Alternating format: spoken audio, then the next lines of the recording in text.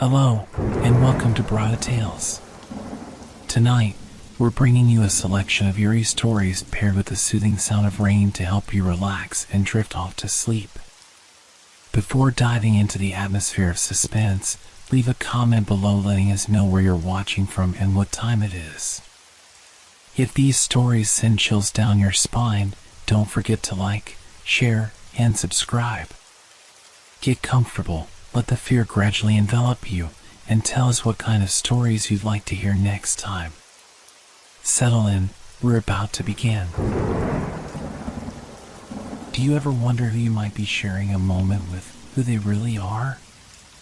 It was a cold, quiet night, and the streets of the city glistened under the dim light of flickering lamps. My taxi's heater barely kept the chill at bay, but I didn't mind. Nights like this, when the city seemed to exhale its secrets, were when I felt most alive. My name is Alex, and I've been driving a cab for over 10 years. I thought I'd seen it all until that night. The shift had been uneventful until close to midnight. I was parked on an empty street, idly scrolling through my phone, when a figure emerged from the shadows. A man, tall and dressed in an old-fashioned coat, stepped up to the passenger window. He didn't wave or shout, just stood there, his pale face illuminated by the faint yellow glow of the street lamp. There was something unsettling about his stillness.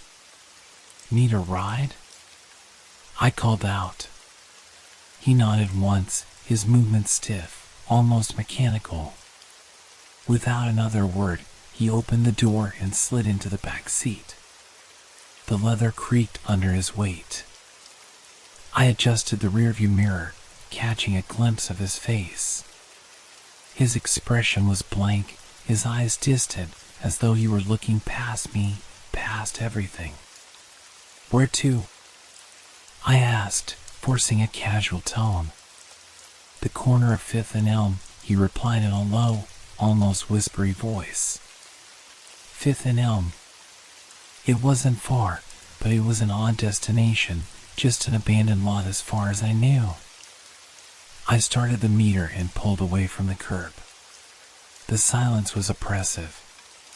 Most passengers couldn't resist some idle chatter, but this one sat motionless, staring out the window. The city blurred past, but his gaze never wavered. I tried to shake off the unease creeping up my spine. "Late night, huh?" I ventured, glancing at him through the mirror. No response. His head tilted slightly, as if listening to something I couldn't hear.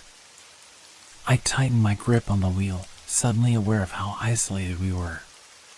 The hum of the engine and the faint rhythm of the windshield wipers were the only sounds. The air in the car felt heavier with each passing second. When we reached the destination, I slowed to a stop. The lot was just as I remembered, overgrown with weeds, surrounded by a sagging chain-link fence. I turned to tell him we arrived, but he was already opening the door. "Wait," I called. "You have it." Before I could finish, he placed something on the passenger seat. A pocket watch, its surface tarnished and dull, but the intricate engravings on its cover caught the faint light. The hands were frozen at precisely 12 o'clock. "Keep it," he said, his voice almost echoing. "You'll need it." And with that, he was gone, disappearing into the shadows of the lot. I stared after him, heart pounding, my breath clouding the cold air. Something about the watch felt wrong, too cold, too heavy. I couldn't shake the feeling that I'd just crossed some unseen boundary, one I couldn't return from. And then my phone buzzed. A notification from a local news app. Pedestrian struck on 5th and Elm 3 days ago. Victim unidentified. My hands trembled as I looked back at the lot. Empty. I sat there for what felt like an eternity, staring at the vacant lot. The watch lay on the passenger seat, its stillness unnerving. My first instinct was to leave it there, to drive away and forget the whole thing, but something about it compelled me. Against my better judgment, I reached over it and picked it up. The metal was icy to the touch, as though it had been lying in the snow all night. I turned it over in my hands, studying the delicate engravings. A faint inscription on the back read, "Time reveals all." The words sent a shiver down my spine. The streets were eerily empty as I drove away, the watch now sitting on the dashboard. I couldn't shake the feeling that I was being watched. The rearview mirror felt like a portal to another world, one I didn't dare look into. When I finally reached home, the silence followed me inside. My small apartment, usually a haven after long shifts, now felt oppressive. I placed the watch on the kitchen table and sat down, staring at it like it might spring to life. 12 o'clock. Frozen. I opened my laptop, trying to distract myself, but my fingers hovered over the keyboard. The notification about the accident on 5th and Elm still lingered in my mind. My curiosity got the better of me, and I searched for more information. The article detailed the accident, a pedestrian struck by a hit-and-run driver late at night. Witnesses reported seeing the man moments before his death, standing in the middle of the road as though waiting for something. The description matched my passenger perfectly, down to the old-fashioned coat. My breath quickened. It couldn't be him. It just couldn't. The watch ticked. I froze, my eyes darting to the table. The sound was faint, almost imperceptible, but unmistakable. I approached it cautiously, every step echoing in the silence. The hands hadn't moved, they were still stuck at 12. But the ticking grew louder. "Stop," I whispered, my voice barely audible. The ticking obeyed. My heart raced as I backed away, my mind grappling for a rational explanation. Maybe I was imagining things. Maybe I was just tired. The lights flickered. I spun around, scanning the room. Shadows danced on the walls, their shapes distorted and unnatural. The air felt heavier, pressing against my chest. And then I heard it, a whisper. Faint, like a breeze passing through a crack in the window, but distinct. It was a voice, low and garbled, repeating a single word. Tick. I grabbed the watch and hurled it across the room. It hit the wall with a dull thud and clattered to the floor. The whispering stopped. For a moment, everything was still. And then the phone rang. The shrill sound shattered the silence, and I jumped, my heart pounding in my chest. I hesitated before picking it up. "Hello?" No response. Just static. "Who is this?" I demanded, my voice trembling. Through the crackling, a faint voice emerged. "Time reveals all." The line went dead. I stared at the phone, my hand shaking.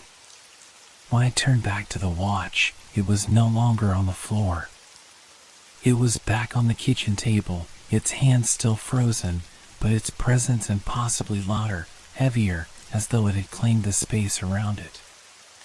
I couldn't breathe. The whisper returned, this time louder. Tick. Tock. I stumbled back, knocking over a chair.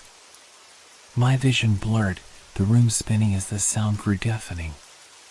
The last thing I saw before everything went black was the watch, its hands jerking forward, 1 second at a time. Midnight. When I opened my eyes, I was lying on the cold floor of my apartment. My head throbbed, and the faint echo of the ticking watch still rang in my ears. The room was dim, the only light coming from the flickering bulb above the kitchen table. The watch sat in the exact spot I'd last seen it, but now the hands were moving. They crawled forward with unnatural slowness, as if fighting against time itself. I scrambled to my feet, the events of the previous night flooding back. The passenger, the whispering, the phone call, it couldn't have been real. But the watch defied that logic. It was here, ticking softly, as though mocking me. I grabbed my phone, desperate to call someone, anyone, but the screen was blank. No signal, no notifications, nothing. It was as if the device had been drained of life. The whisper returned, faint at first but growing louder, surrounding me. Tick. Tock. Tick. Tock. I spun around, searching for the source, but the room was empty. My reflection in the window caught my eye. At first, it seemed normal, but then the shadows shifted. Behind me, the faint outline of a figure took shape. I whipped around, my breath catching in my throat. Nothing. The room was still. I couldn't stay here. Grabbing the watch, I shoved it into my pocket and bolted out the door. The cold night air hit me like a wave, clearing my head for a moment. I needed answers. The city felt different, like it was holding its breath. The streets were emptier than usual, the familiar sounds muted. I climbed into my cab, the only place I felt remotely safe, and started the engine. There was only one place to go. The lot at 5th and Elm was even more desolate in the dark. The weeds swayed gently in the wind, and the sagging fence creaked with every gust. I parked on the curb, my headlights cutting through the gloom. I stepped out, the watch heavy in my pocket. My footsteps crunched on the gravel as I approached the spot where I dropped off the passenger. The air here felt colder, denser, as though the place itself had absorbed the tragedy that had occurred. "Why did you bring me here?" I whispered, not expecting an answer. The wind picked up, carrying with it a faint voice. "You'll see." My heart pounded as I turned to find the source, but there was no one. The watch in my pocket grew colder, burning against my skin. I pulled it out, and the hands were spinning wildly now, faster and faster, until they stopped abruptly at 12 once again. The world around me shifted. The empty lot dissolved, replaced by a street bathed in the orange glow of streetlights. Cars whizzed past, and faint voices echoed in the distance. I stood frozen as a figure stepped into view, the man in the old-fashioned coat. He was standing in the middle of the road, exactly as described in the article. His posture was rigid, his head turned slightly, as though listening to something only he could hear. A pair of headlights appeared in the distance, growing brighter as the car sped toward him. I wanted to shout, to warn him, but my voice wouldn't come. The car hit him, the sound of metal on flesh reverberating through the air. The scene froze, like a photograph. The driver didn't stop. The car vanished into the night, leaving the man's lifeless body sprawled on the asphalt. And then he turned his head. His face was pale, his eyes empty, but they locked onto mine. His lips moved, forming the same chilling words I'd heard before. "Time reveals all." The scene faded, and I was back in the lot, the watch clutched tightly in my trembling hand. "What do you want from me?" I screamed into the void. The whisper answered, "Fix it." The watch's hands spun again, and the world around me warped, pulling me into its relentless grip. The spinning stopped, and I was no longer standing in the desolate lot. Instead, I found myself in the driver's seat of my cab, the engine humming softly beneath me. The city was alive, bustling with activity. Neon signs flickered, and pedestrians moved along the sidewalks, their laughter and chatter filling the air. I glanced at the dashboard clock. 11:45 p.m. It hit me like a punch to the chest. I had been brought back. This wasn't just a memory. This was the night it all started. The watch's cold weight in my pocket confirmed it. A figure stepped out from the shadows. The passenger. My hands tightened on the wheel as he approached the car, his movements identical to the first time. He opened the door and slid into the back seat without a word, his pale face briefly illuminated by the passing glow of a street lamp. "Fifth and Elm," he said, his voice the same unsettling whisper. I swallowed hard, my heart hammering. This time, I knew what was coming. This time, I could stop it. I pulled away from the curb, my mind racing. What was I supposed to do? Warn him? Refuse the ride? But the watch's words echoed in my head. Fix it. The silence in the cab was suffocating. I adjusted the rearview mirror, stealing glances at him. His expression was vacant, his gaze fixed on something unseen. You don't have to go there, I blurted, my voice trembling. His head tilted slightly, acknowledging me but saying nothing. Something bad's going to happen, I pressed on. I can take you somewhere else. Anywhere else. He remained silent, his face unreadable. We were nearing 5th and Elm now, the streets growing quieter, darker. My grip on the lid tightened. When I reached the corner, I didn't stop. I drove past it, my pulse racing as I glanced in the mirror. The passenger didn't react, didn't protest. Where are you taking me? He finally asked, his voice eerily calm. Somewhere safe, I replied, though I had no idea where that was. The watch in my pocket began to grow colder, the chill seeping through the fabric. The hands spun wildly again, and the cab's headlights flickered. The city outside seemed to blur, the buildings warping and twisting as if reality itself was rebelling against me. You can't change it, the passenger said, his voice taking on an otherworldly resonance. I have to try, I snapped, gripping the wheel tighter. The whispers started again, louder this time, surrounding me, invading my thoughts. Shadows danced in the rearview mirror, growing darker, more menacing. Suddenly, the engine sputtered and died, leaving us stranded in the middle of an empty road. The silence was deafening. The passenger leaned forward, his pale face just inches from mine. Time demands balance, he said softly. You were never meant to save me. Before I could respond, the world shifted again. The road dissolved into darkness, and I was falling, the whispers growing into a deafening roar. I hit the ground with a jolt, gasping for air. The lot of 5th and Elm surrounded me once more, cold and lifeless. The watch lay in the dirt beside me, its hand still and frozen at 12. The passenger's voice echoed in my mind one final time. Time reveals all. I sat there, trembling, as the reality of my failure sank in. The watch's chill lingered on my skin, a reminder that some events couldn't be undone. The truth was clear now, the passenger wasn't asking to be saved. He was showing me the cost of trying. I sat in the dirt, the watch clutched tightly in my hand. The world around me was deathly silent, save for the faint ticking I swore I could still hear.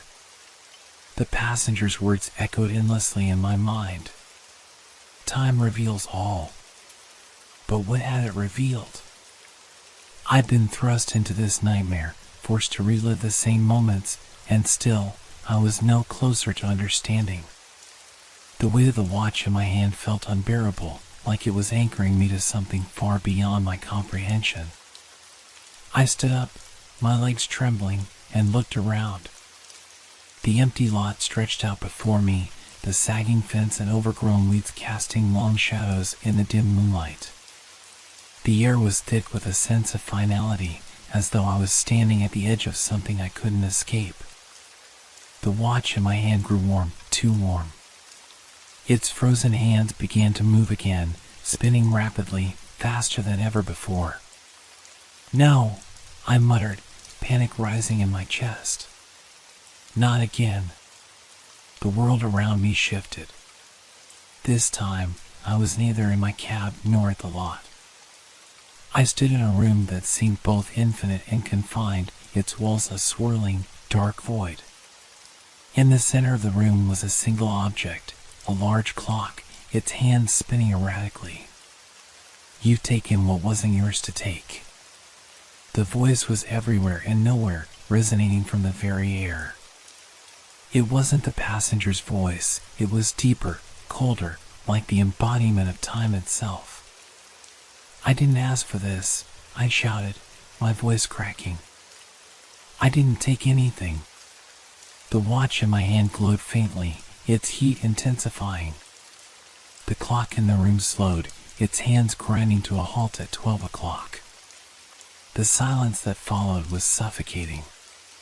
"You attempted to rewrite what is immutable," the voice continued. "And now, you must pay the price." "What price?" I demanded, my voice trembling. The room darkened further, and shapes began to emerge from the shadows, figures, indistinct but familiar. They were people I'd encountered in my life, passengers I'd driven, faces I'd long forgotten. They stood motionless, their eyes fixed on me. One figure stepped forward, and my blood ran cold. It was the passenger. His eyes, hollow and accusing, bore into mine as he spoke. "You can't outrun time, but you can become part of it." Before I could react, the watch in my hand shattered, and an unbearable force pulled me toward the clock in the center of the room. I screamed, struggling against the invisible grip, but it was futile. The hands of the clock began to move once more, slowly, deliberately. Each tick resonated in my chest like a hammer against stone. As I was drawn closer, I felt myself fragmenting, my thoughts scattering like shards of glass. Memories surfaced and dissolved, my childhood, my cab, the passenger, all swallowed by the relentless march of time. The last thing I saw was the clock's face, its hands aligning at 12. The final chime echoed through the void. When I opened my eyes, I was behind the wheel of my cab again. The city lights glimmered outside, and the hum of the engine was steady and familiar. But something was wrong. The world felt distant, like I was watching it through a fogged window. My reflection in the rearview mirror was hollow, my eyes dull and lifeless. I glanced at the dashboard clock. 11:45 p.m. A figure stepped out from the shadows. The passenger. And so it began again, an endless loop, a punishment for trying to defy the immutable. I was no longer just a cab driver. I was the ferryman of time, forever bound to a moment I could never escape. The passenger entered the car, his voice a haunting whisper. 5th and Elm. The watch ticked in my pocket.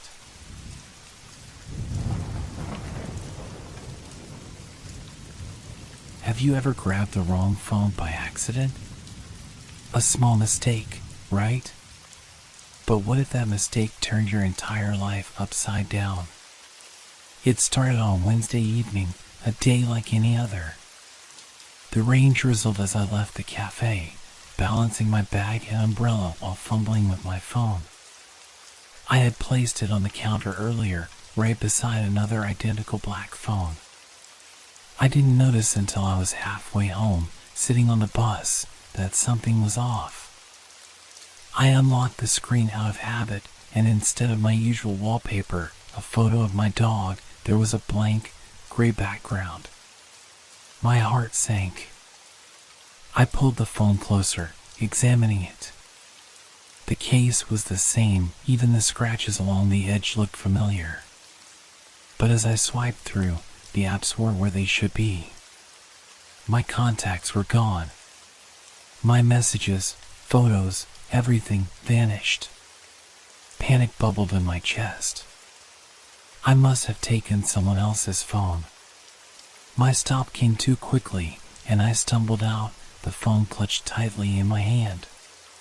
Standing under the dim streetlight near my apartment building, I tried to steady my breathing. This could be fixed. I'd just call my own number and sort things out.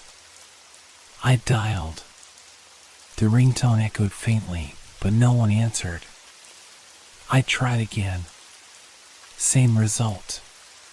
Great, I muttered, shoving the phone into my pocket and heading inside. Later that night, as I sat on the couch, the phone buzzed. I snatched it up, hoping it was the owner calling. Instead, it was a notification for a voice message. The sender's name was blank.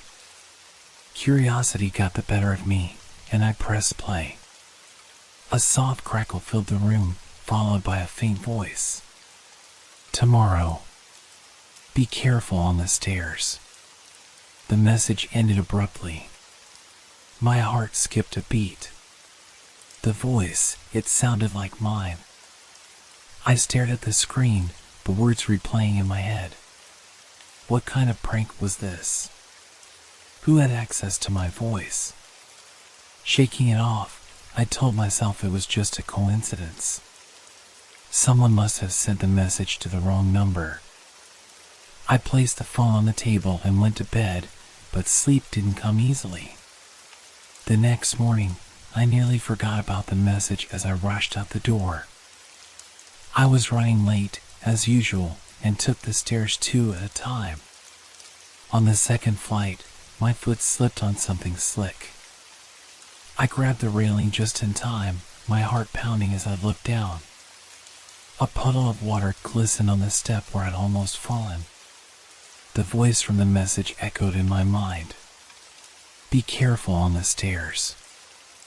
I shook it off, convincing myself it was just a freak accident.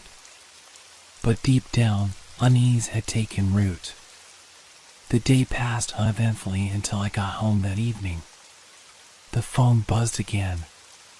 Another voice message.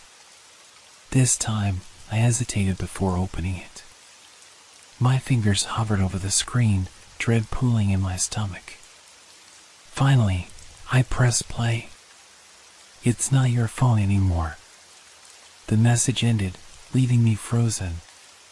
The voice was unmistakably mine. The message played over and over in my head as I stared at the phone. My voice, clear and familiar, speaking words I hadn't said. I tried to rationalize it. Maybe someone was using a voice mimic app or had somehow recorded me without my knowledge. But why? And how could they predict things like the puddle on the stairs? The phone buzzed again. A new notification. This time, it wasn't a message, it was a calendar reminder. Meet at the park. 9 p.m. My hands trembled as I read it. I didn't recognize the event, and yet it felt ominous, like ignoring it wasn't an option. I decided to investigate. First, I searched through the phone's contents. It was locked down tight, no contacts, no photos, no notes, just a few generic apps. There were no clues about the owner, no way to trace it. I tried calling my number again. Still no answer. Feeling more desperate, I dialed a friend, hoping they'd reassure me that this was all just a bizarre coincidence. The call connected, but the voice on the other end wasn't my friend's. You're not supposed to do that, the voice said, low and distorted. I hung up, my pulse racing. My friend's number was saved in my head. I couldn't have dialed it wrong. The room felt smaller, the shadows in the corners darker. I threw the phone onto the table, pacing back and forth. 9 o'clock crept closer. I fought the urge to go to the park, but curiosity gnawed at me. If this phone was somehow connected to me, maybe meeting whoever left the reminder would give me answers. I grabbed my jacket and the phone, heading out into the cool night air. The park was eerily quiet.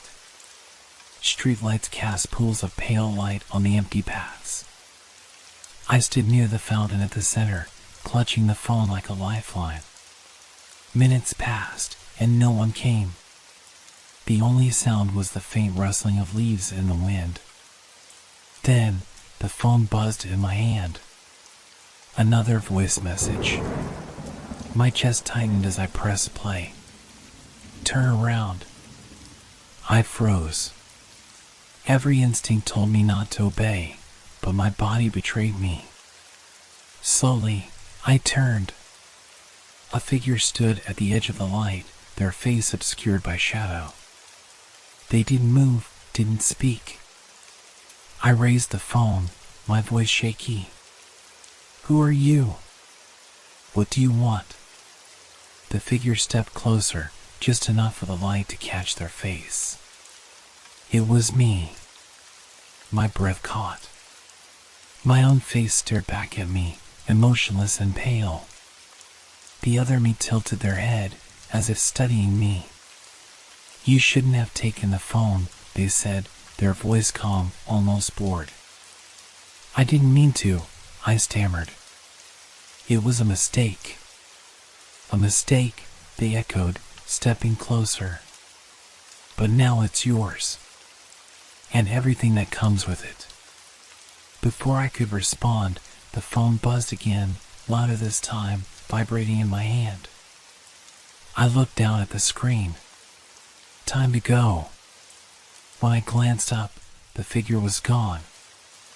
I ran home, the phone feeling heavier with every step. Back in the safety of my apartment, I collapsed onto the couch, my mind racing. The phone buzzed one last time that night. This is just the beginning. I didn't sleep that night. Every sound in my apartment, the creak of the floorboards, the hum of the refrigerator, felt amplified, intrusive. The phone sat on the table, its screen dark, but I couldn't stop staring at it. Who was the figure in the park? How could they look exactly like me? And why did they say the phone was mine now? Morning brought no answers, only exhaustion and a growing sense of dread. I thought about throwing the phone away, smashing it to pieces, but some part of me knew it wouldn't be that easy. At 9 a.m., the phone buzzed again. Another voice message. My hands shook as I picked it up. Don't go to the office today. The voice was mine again, calm and confident. I frowned. What office? I didn't have a 9-to-5 job. I freelanced, working from home most of the time. Was this some sort of mistake? Or was it talking about a place I was supposed to go? I decided to ignore it. Whatever this phone wanted from me, I wasn't going to play along anymore. Around noon, I went to a nearby cafe, desperate for normalcy. The sun was shining, people bustled about, and for a moment, I let myself believe that everything was fine. As I sipped my coffee, I glanced at the phone.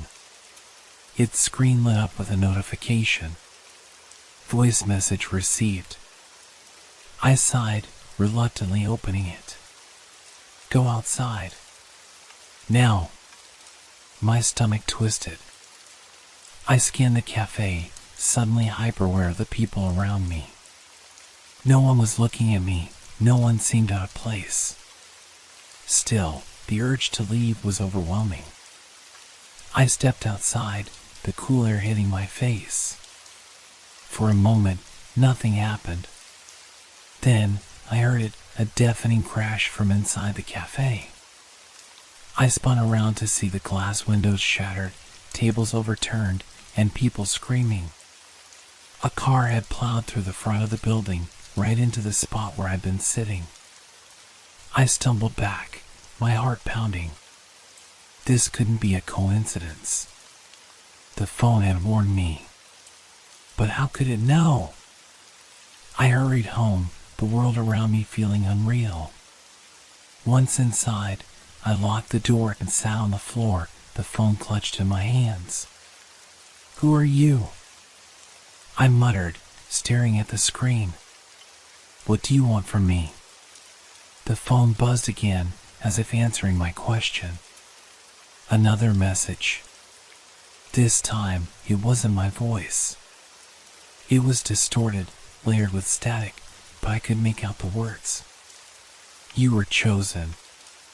You can't escape." Hours passed as I tried to piece together what was happening. The phone seemed to predict the future, or at least parts of it. But why me? Why now? That evening, another message came through. "Look under the bed." I froze, the phone slipping from my hand. My bedroom door stood ajar, the darkness inside pressing against the hallway light. I didn't want to look. Every instinct screamed at me to ignore it, to leave the phone and run. But something pulled me forward, a force I couldn't resist. I stepped into the room, the air thick and suffocating. Slowly, I knelt and peered under the bed. At first, I saw nothing but shadows. Then, my eyes adjusted, and I saw it, a small black box. I reached for it, my fingers trembling. As I pulled it out, the phone buzzed again. Another message. "Open it." The box was cold and heavy, its surface smooth like polished stone. I hesitated, my breath shallow, before lifting the lid. Inside was a second phone, identical to the one I'd been carrying. Its screen lit up immediately, displaying a single word. "Welcome." The next morning, I woke to find the phone sitting on my nightstand. I didn't remember putting it there. My stomach churned as I picked it up, half expecting another chilling notification. The screen lit up. No new messages. For a moment, I felt relief. Maybe the nightmare was over. Maybe the figure, the other me, was just a hallucination, a trick of my overworked mind. But as the day went on, the phone's silence was somehow worse than the cryptic messages. I kept it with me, unable to shake the feeling that something was watching, waiting. By evening, I couldn't take it anymore. I decided to leave the phone in a drawer, lock it away, and forget about it. But just as I turned to walk away, it buzzed. I froze. Slowly, I opened the drawer and picked it up. New voice message. My hands trembled as I hit play. "You can't ignore it. Ignoring only makes it worse." The voice was mine, but the tone was colder, harsher. I stared at the screen, my breath coming in shallow gasps. The phone buzzed again, and another message appeared. This one was a video. I hesitated before opening it.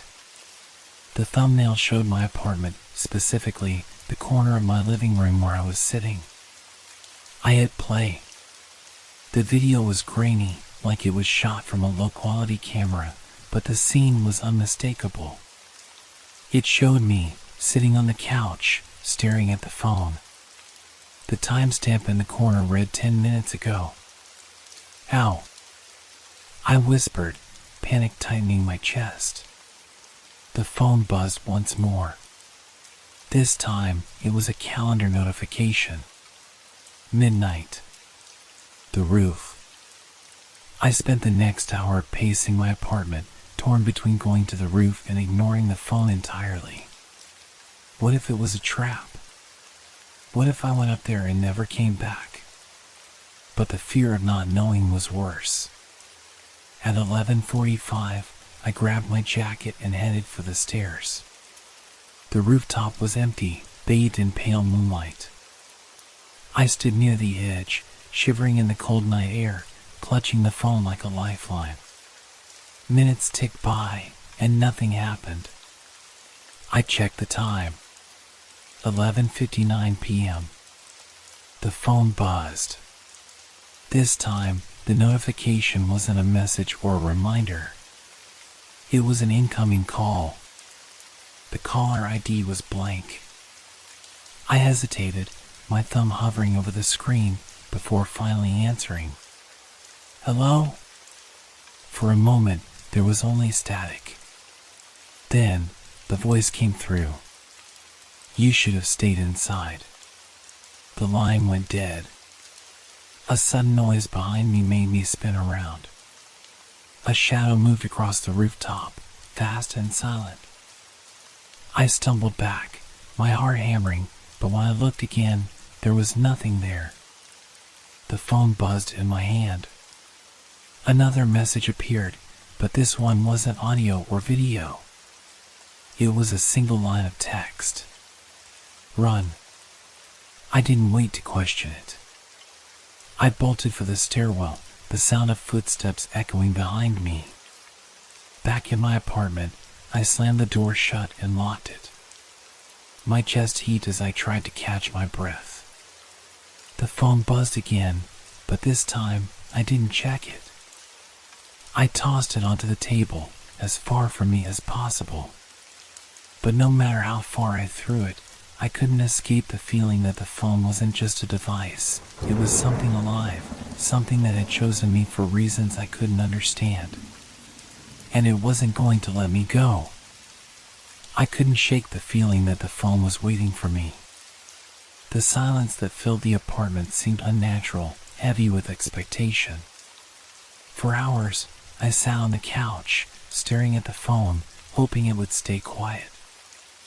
I tried to focus on anything else, but it was impossible. By the time the clock struck midnight, the silence had become unbearable. The phone buzzed again. My hand shook as I reached for it, knowing I couldn't ignore it any longer. New voice message. I pressed play without hesitation. "Look outside." My pulse quickened. The voice was low, almost a whisper, but unmistakably mine. I stood up slowly, my heart pounding as I approached the window. My fingers hovered over the blinds, but something told me not to open them. I had to know. I drew them open with a swift motion, and for a moment, I saw nothing but the darkened city street. Then I saw a figure, standing on the sidewalk below, staring directly at my window. It was me again. My reflection in the glass blurred for a moment, and the figure below shifted, tilting its head like it was waiting for something. I couldn't move, couldn't breathe. I felt the pull of its gaze, as if it was drawing me out into the night. Then the phone buzzed once more, breaking the trance. "Don't let it in." I spun away from the window, feeling a surge of terror. What was I seeing outside? I rushed to the door and locked it, throwing the bolt shut. It didn't matter. I knew that locking the door wouldn't keep anything out. The phone buzzed again, its vibrations harsh against my skin. I picked it up, my breath shallow, expecting something worse. There was a message, but it was unlike the others. This one was long, almost an essay. I scrolled through it quickly, absorbing fragments of chilling words. It spoke of the phone, of its origins, of the danger it brought. "You were never meant to have it," the message read. "This phone, it's a window. A window into the future. A future that you will never be able to escape." My mind raced, trying to process the words. A window into the future? Was I living in some sort of twisted simulation? Or worse, had I made a deal I didn't even know about? The message went on to explain that the phone had been passed down to many, each person receiving it by accident, just as I had. Each person tried to destroy it, to throw it away, but it always returned. It was inevitable. Take it back where you found it. Leave it there. Only then can you stop the cycle. The phone went quiet after that, but I couldn't shake the feeling that it wasn't over. It never was. I didn't know what to believe anymore. I thought about taking the phone back to the park where I'd found it, to the spot where everything had begun. But the thought of confronting whatever force had created this, of returning to that park where I had seen myself, terrified me. The clock ticked. Time was running out. I needed to make a decision, but there was no good option. The night dragged on, every minute stretching longer than the last. My body felt like a stranger to me, disconnected, numb. The thought of going outside filled me with dread. But then, as the hours passed, another message arrived. Don't look back. I didn't even have to check the screen to know what it meant. I had no choice. I grabbed my jacket, forcing myself to stand, to move. My legs felt like lead, but somehow I made it to the door. The phone buzzed once more as I opened it. This time, I didn't hesitate. I left the apartment and stepped out into the night. The park was just a few blocks away. Every step I took felt heavier than the last. The night air was cold, and the silence was suffocating. It felt like the world was holding its breath. When I reached the park, I stood in the same spot where I had seen my doppelganger. The space felt wrong, like something had shifted, something I couldn't see. The moon was hidden behind clouds, casting the park in a suffocating darkness. I looked down at the phone one last time. It's too late, the message read. I turned to leave, my heart in my throat, but a sound stopped me. Footsteps. Not mine. Someone else was walking behind me. I didn't dare turn around.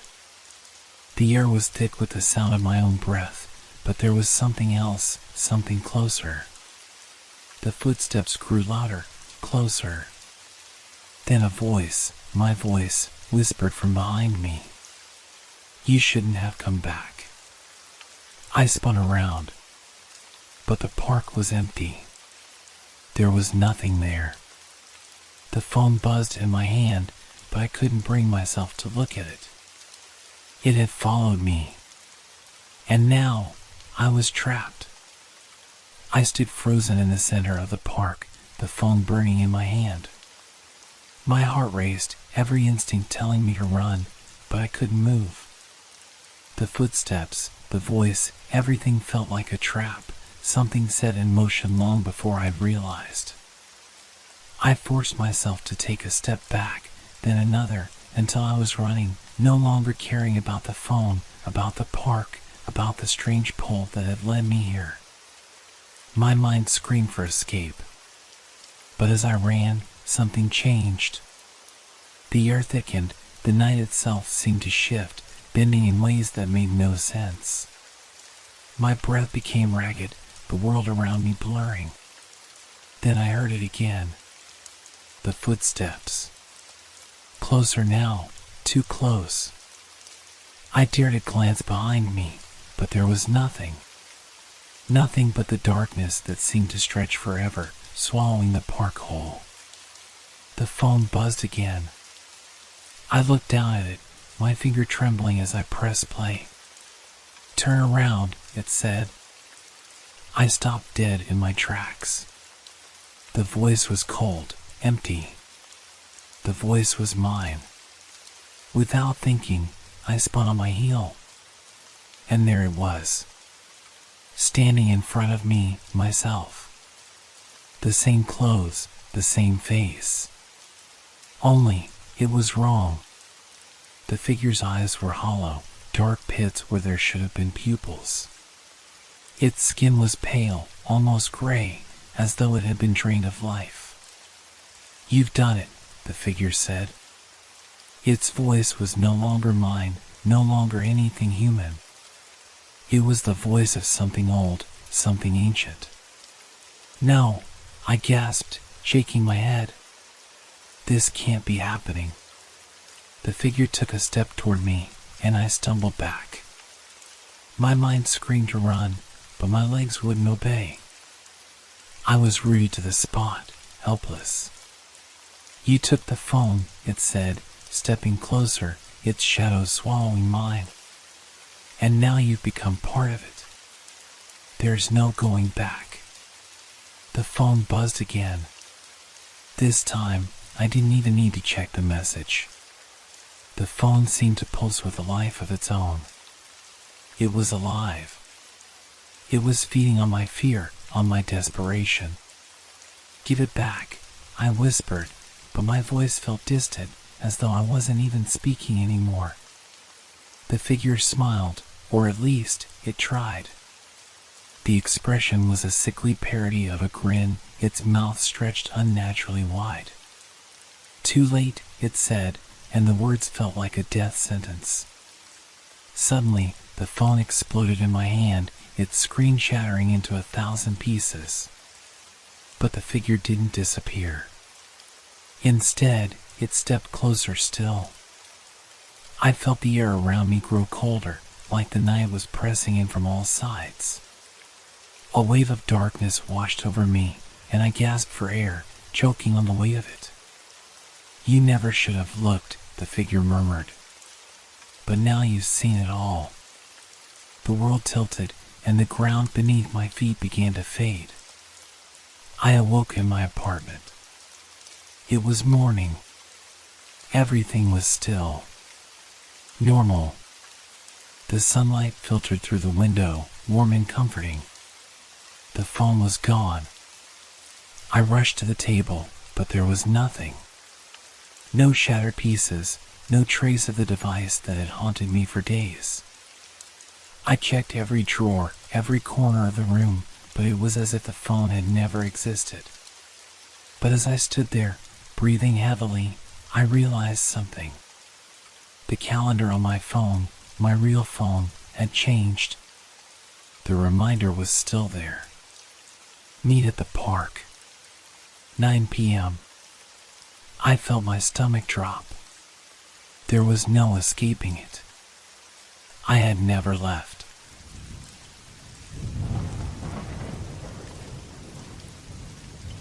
It's strange how the night seems to drag on, the silence pressing in on you until the only sound you hear is your own breathing.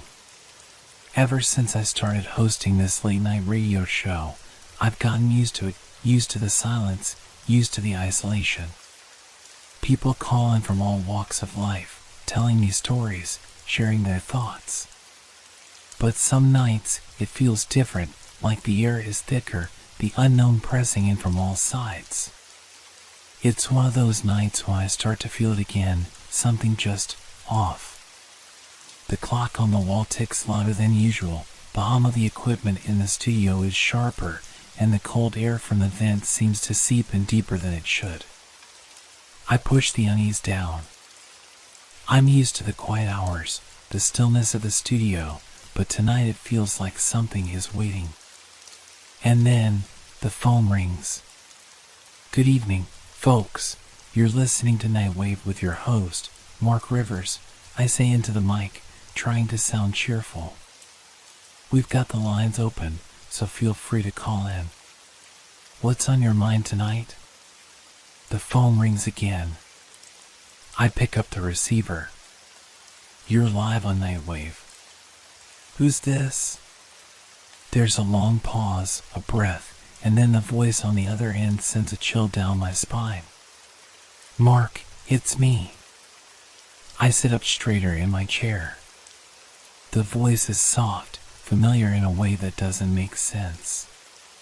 It sounds like me. But it can't be. Who is this? I ask, trying to stay calm. You're speaking as if I should know you.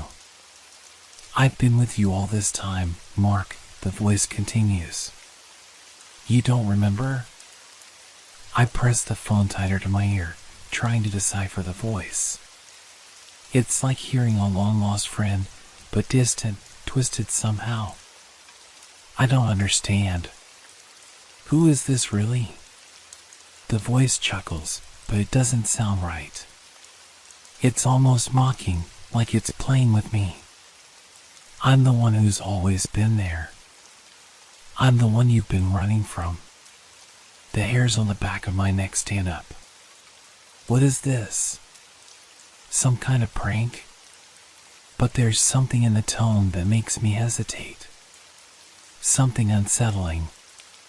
Listen, I say, my voice growing firmer, if you're going to play games, I'm hanging up. The silence on the other end stretches, and for a moment, I think the call has dropped. But then, the voice returns, quieter, almost like a whisper. You think you're alone, don't you, Mark? My pulse quickens. The voice is telling me things I don't want to hear. Things I didn't ask for.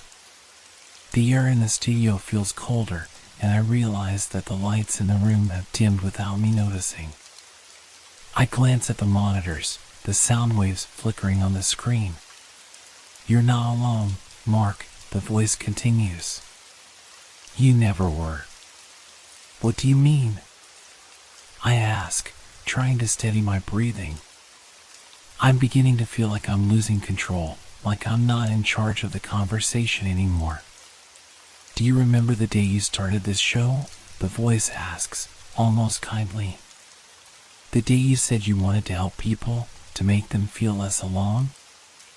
I swallow hard. Of course I remember. I'd always felt isolated, like there was something inside me that was never fully seen, and hosting this show was my way of reaching out. But now, hearing the voice talk about it, it feels wrong. How do you know that? I ask, my voice shaking. I know everything, Mark, the voice says. I know what you've been hiding from. I know what you've been running from. There's a flicker in my mind, a memory I can't quite grasp, and for the first time, I start to feel a cold sweat break out on my skin. Who are you? I demand. What do you want from me? I want you to understand, the voice whispers. You've been telling everyone else their stories. But now, it's time for me to tell yours. My stomach lurches. I can feel the walls of the studio closing in on me, and I'm not sure if it's the pressure of the room or the weight of what the voice is saying. A sudden, sharp crackle comes from the speakers, and I flinch. Mark, the voice says again, but this time it sounds different. It's slower, more distorted. You've been living in a story of your own making, and it's time for you to face the truth. The lights flicker again, and I feel the air shift around me, as though the room itself is breathing. The phone line suddenly goes dead. I'm left in complete silence. But the silence is worse than the call. It presses on me, heavy and suffocating, like it's expecting something. Like it's waiting for me to say or do something. I sit there, motionless, for a long time, trying to process what just happened. My fingers are still holding the receiver, but I don't dare put it down. What just happened? Who was that? The studio, once familiar and comforting, now feels alien to me. The lights flicker again, but this time, they don't come back on. I'm not sure how much time passes before I pick up the phone again, trying to call the station's operator. The line is dead. I glance at the clock on the wall, and for the first time tonight, it feels like the hours are stretching, dragging. And then the phone rings again. I don't want to answer it, but something pulls me in. Something inside me tells me I have to. I pick up the receiver. Mark, the voice says softly. It's me again. Are you ready to listen? The room goes dark. Have you ever had a moment that made you question everything you thought you knew? I asked, my voice a steady hum into the microphone. The radio station was quiet except for the hum of equipment and the low background music. I'd been doing this for years, late night shifts, long hours alone with only the faint glow of the control room to keep me company. It was a familiar question I asked the listeners, hoping to spark some interaction. But tonight, something felt different. The air in the room was heavy, charged with something I couldn't quite place. As I adjusted the headphones over my ears, I glanced at the clock, just past midnight. Perfect timing for the kind of strange calls that had become a staple of my show. Ghost stories, conspiracy theories, or the occasional prankster. But then, the phone rang. I picked it up, noting the number on the screen. No name, just a series of digits, a strange mix of letters that didn't seem to make sense. "You're on air," I said, greeting the caller with a friendly tone. "What's on your mind?" The voice on the other end was distorted at first, crackling with static. It took me a moment to make out the words. "I know you," the voice said, its tone oddly familiar. I paused, my fingers hovering over the controls. "Excuse me?" "I know you," the voice repeated, clearer this time. "I know everything about you." A chill crept up my spine. I was used to odd calls, but this felt different. The voice wasn't threatening, just unsettling. I leaned forward, trying to decipher the tone. "Who is this?" The line went silent for a moment, and I felt a surge of discomfort. Just as I was about to speak again, the voice returned, slow and deliberate. "You're wondering how I know. How I know you." My pulse quickened. The hairs on the back of my neck stood on end. This wasn't a prank. It couldn't be. "Look," I said, forcing my voice to stay steady, "this is a live radio show. If you're going to play games, I need you to." But the voice cut me off. "Your childhood home was on Oak Street. You had a dog named Charlie. He ran away when you were 9. Your mother's birthday is on March 1st. You always forget, but she pretends like you didn't." I froze. The information was so specific, so personal. How could this person know these things? My stomach tightened as I grasped for something to say. "Who are you?" I asked again, this time with a shakiness I couldn't hide. "You already know," the voice replied, a faint laugh that sent a ripple of unease through me. "It's all there. You just have to remember." I was about to respond, but then the line went dead. The sudden silence was deafening. I stared at the phone, my mind racing. This wasn't just some random caller. This was someone who knew things about me, things I hadn't talked about on air. Things no one else could know. I quickly checked the call log, but there was nothing, no record of the call. "Hello?" I said into the empty line, trying to shake off the feeling of being watched. "Are you still there?" But there was nothing. For the next few minutes, I sat there, trying to convince myself it was some kind of prank. Maybe someone I knew had gotten hold of my number. It wasn't uncommon for people to make fake calls on late-night radio shows. I glanced at the clock again. The minutes seemed to drag on, heavy and oppressive. But then, as if on cue, the phone rang again. This time, my heart skipped a beat. I didn't want to answer. The unease had grown, settling deep in my chest. But I couldn't leave the listeners hanging. "You're on air," I said, forcing my voice to sound casual. The voice on the other end was unmistakable. "You remember, don't you?" It was the same voice, but this time it was more insistent, almost pleading. You remember everything. I swallowed hard. Who are you? How do you know these things? There was a long pause before the voice responded. You're not ready yet. But you will be. The line cut off again. I sat there, staring at the phone, unable to comprehend what had just happened. It was too specific, too real. This wasn't just someone messing with me, it was like they had access to my life, my memories. I glanced out the window. The city lights flickered below, the streets silent and empty.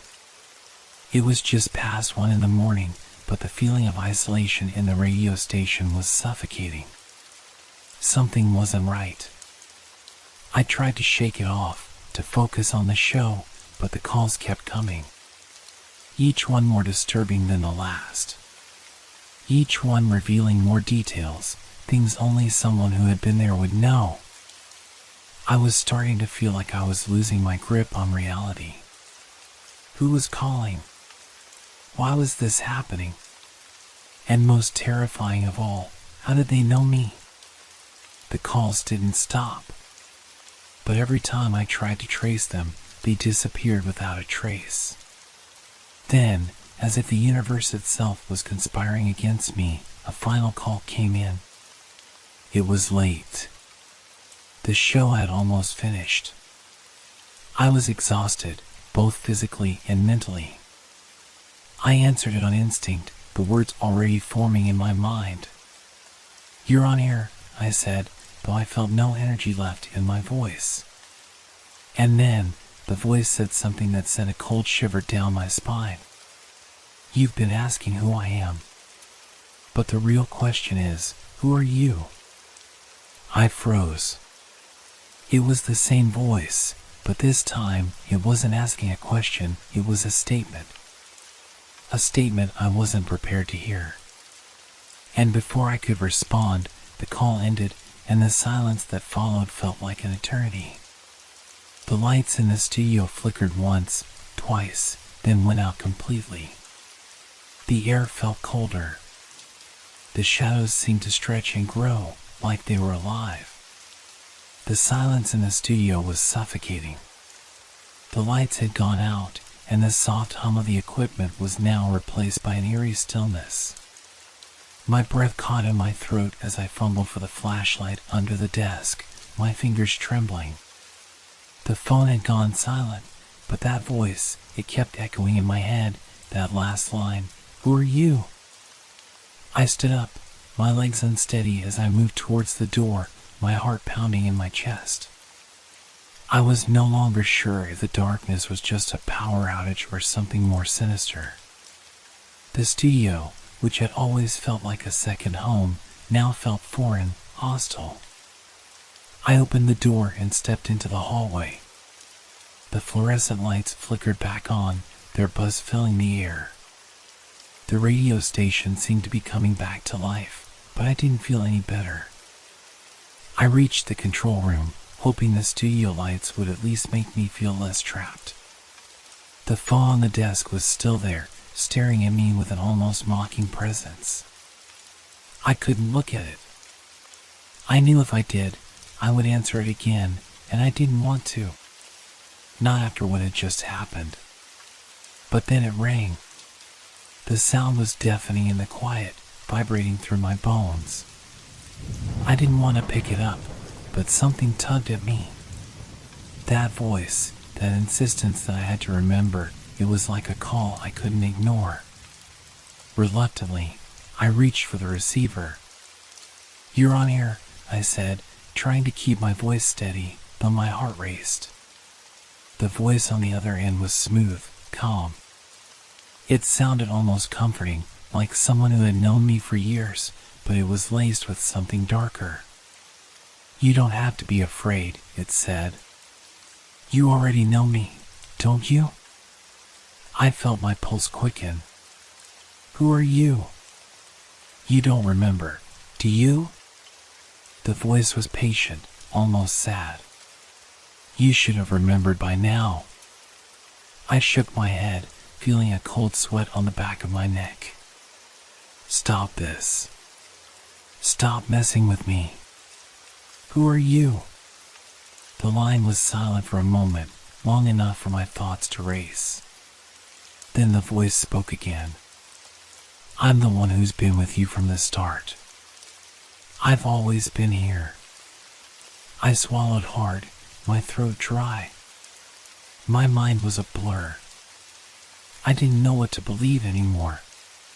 This wasn't just some prank. This wasn't someone making fun of me. This was something real. Something personal. You're not ready, the voice said. But you will be.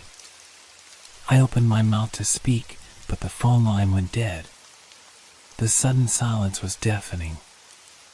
I sat there in the control room, staring at the phone, unable to move. I didn't know how much more of this I could take. My mind was spinning. I had to know who this was. I had to understand. I grabbed the phone and dialed the number that had just called in. My fingers shook as I pressed each digit. The line rang once, twice, then it picked up. Hello? I said, my voice barely above a whisper. There was no answer, just silence. Who is this? I asked, trying to keep my voice steady. Please, just tell me. The voice came through the line, but it wasn't the same as before. It sounded muffled, distant, like a memory that was just out of reach. You're asking the wrong questions, the voice said. You should be asking why you don't remember. I felt my breath catch. Why don't I remember? I whispered, more to myself than to the voice. The voice didn't respond.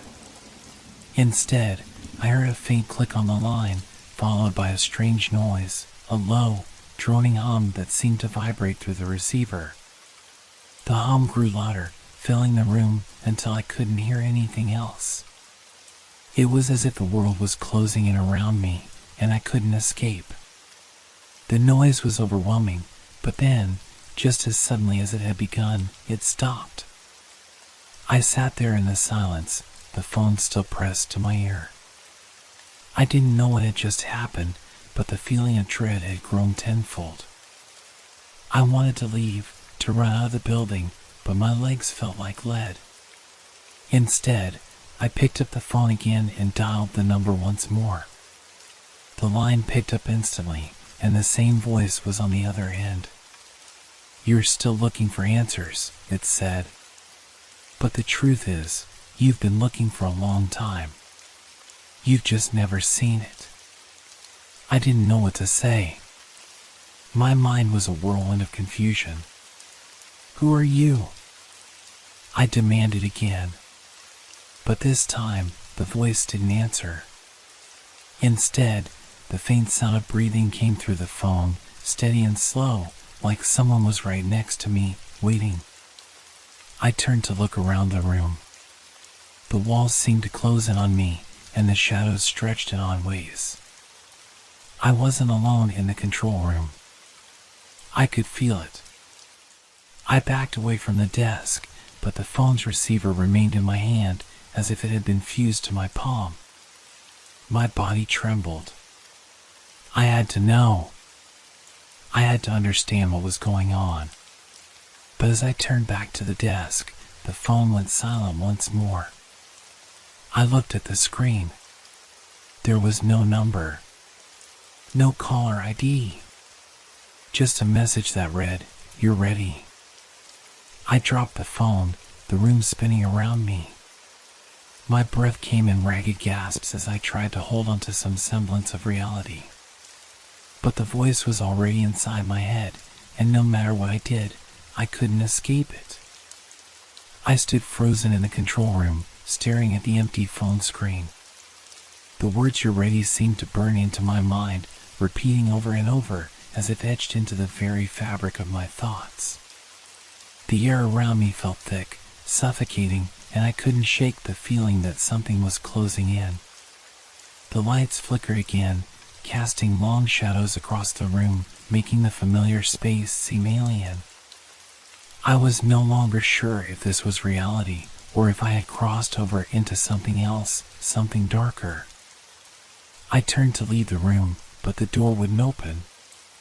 My hand gripped the handle, but it wouldn't budge. Panic began to rise in my chest. I yanked at it again, harder, my breath becoming shallow. Why couldn't I get out? The room seemed to grow smaller, the air heavier, the walls pressing in on me. I stepped back, my back hitting the wall, but that didn't help either.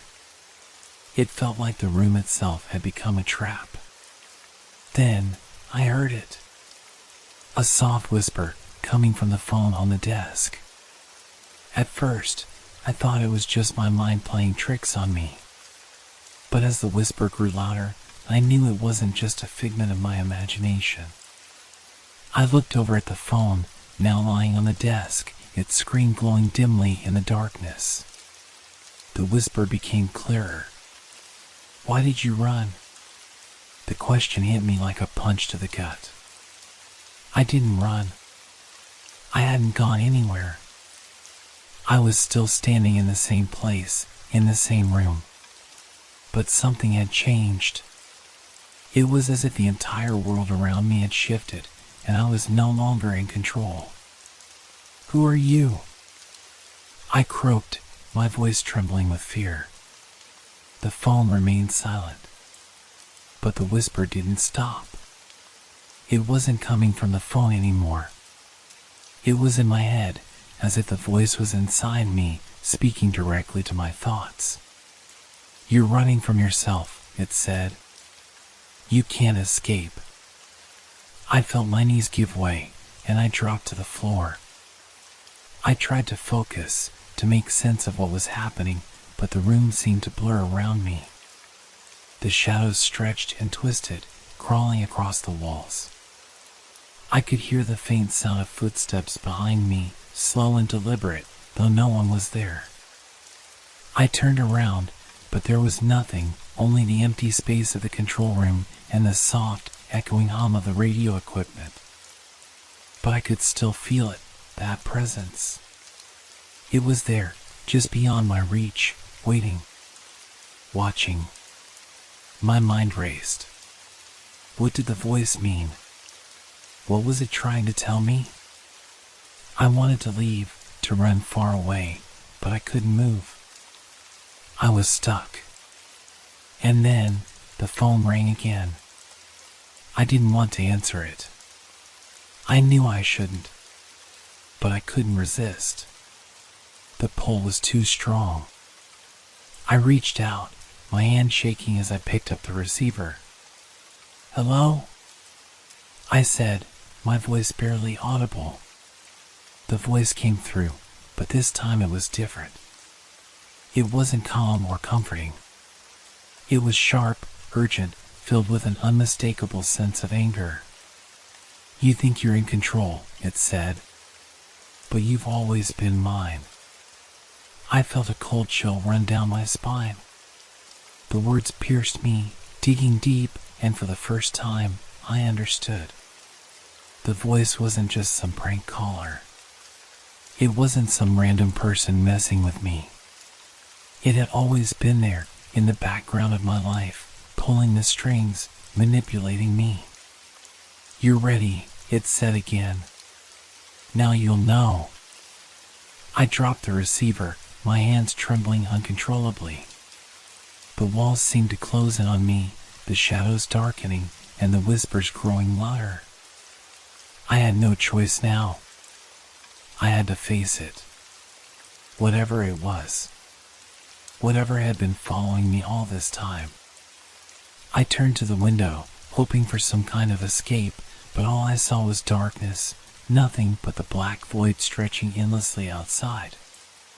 And then, I felt it. A hand. A cold, invisible hand on my shoulder. I spun around, but there was no one there. The phone rang again. I didn't pick it up this time. I couldn't. Instead, I grabbed my jacket, stumbling towards the door, but before I could reach it, the whisper filled the room once more, surrounding me. "You're not leaving," it said. "Not this time." The air grew thick with pressure, as if the very walls were closing in on me, and I gasped for air, trying to break free from the suffocating atmosphere. But it was too late.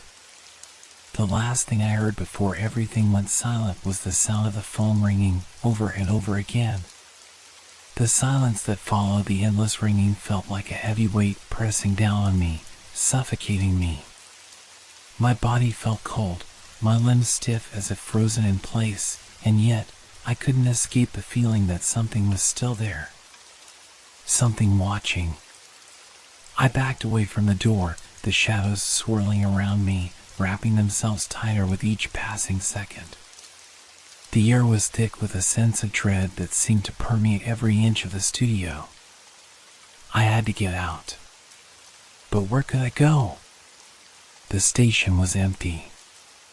Everyone else had gone home hours ago, leaving me alone with the nightmare that had somehow become my reality. The phone on the desk rang again. I flinched at the sound, but this time I didn't move to answer it. I couldn't. I knew that no matter what I did, the voice would still be there, somewhere in the dark corners of my mind, taunting me, controlling me. But the ringing didn't stop. It was relentless, like a heartbeat in the dark, growing louder with each passing second. I stumbled backwards, my mind reeling. My thoughts were a tangled mess, each one leading to another, spinning in circles, never finding rest. What did the voice want? Why was it here? Why was it tormenting me? "You're not alone," the voice whispered, its presence more palpable now than ever before. I turned around, but the room was empty. The shadows stretched farther than they should have, as though they were alive, moving and shifting in ways that defied logic. I ran. I didn't think. I didn't hesitate. I just ran, desperate to escape the suffocating grip of whatever had taken hold of me. I pushed open the door, stumbling down the hallway, my breath ragged and panicked. The studio felt like a maze now. Every corner I turned, every door I opened, led to more darkness. The voice followed me. It whispered my name in the silence, soft at first, then louder, clearer. "You can't hide," it said. "I'll find you. I always do." I tried to block it out, to push it to the back of my mind, but it was impossible. The voice had burrowed deep inside me, and no matter how far I ran, it would always be there, just a step behind, lurking in the shadows. Finally, I reached the exit. The front door of the station was right in front of me, a sliver of light from the outside world cutting through the darkness. I rushed towards it, my hand trembling as I reached for the door handle. But before I could open it, the door slammed shut. I spun around, gasping for air, but the room was no longer the same. The walls had closed in, the shadows twisting and stretching like living things. The floor beneath my feet felt unstable, shifting as though it was no longer solid. And then I heard it again. "Why are you running?" The voice was right behind me now, its breath hot on my neck. I whirled around, but there was nothing there. Only the darkness. The phone rang once more. I was shaking, drenched in sweat, unable to think clearly. I knew I should ignore it. I should leave it behind. But I couldn't. I couldn't fight the pull of that voice. I reached for the phone, my fingers numb and trembling. "Hello?" I said, my voice hoarse, barely a whisper.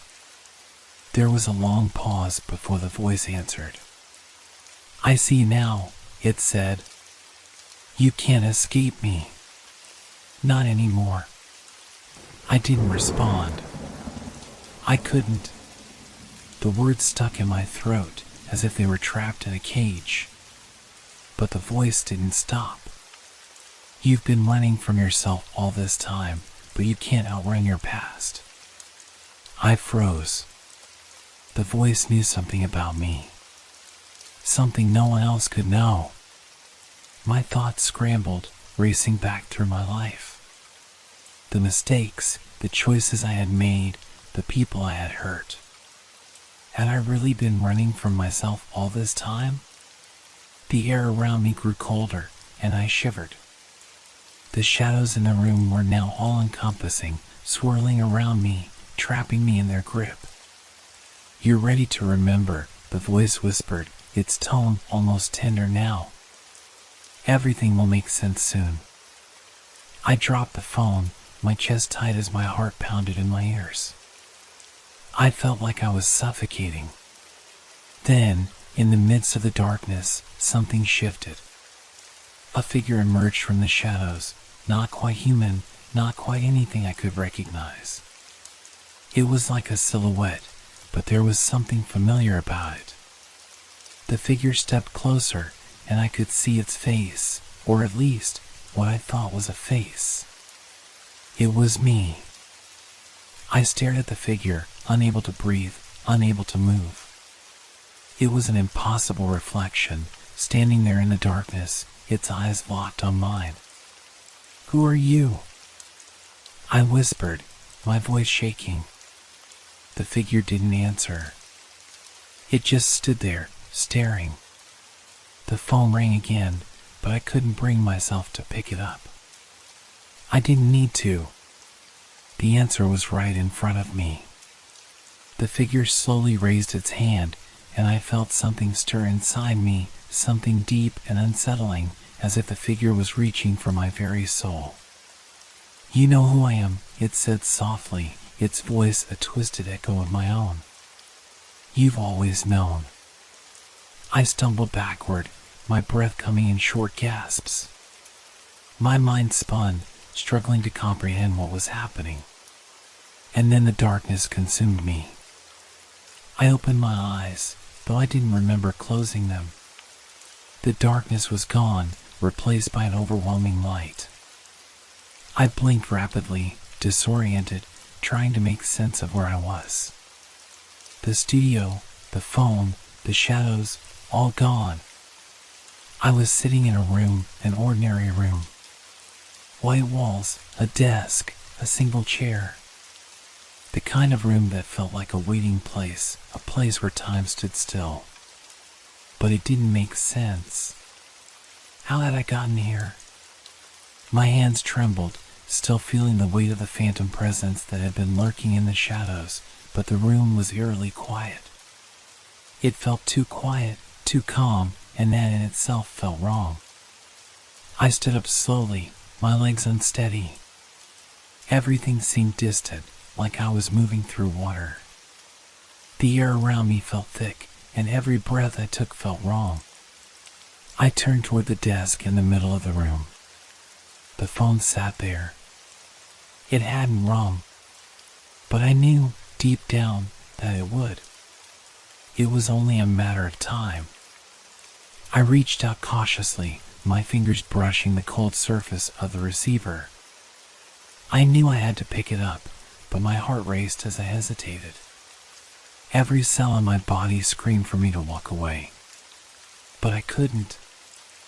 I grabbed the phone, my hand shaking. The receiver felt heavier than it should, as if it held the weight of everything I had been through. I pressed it to my ear. "Hello?"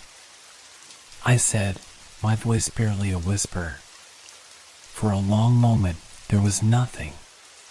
The silence stretched, thick and suffocating, wrapping itself around me.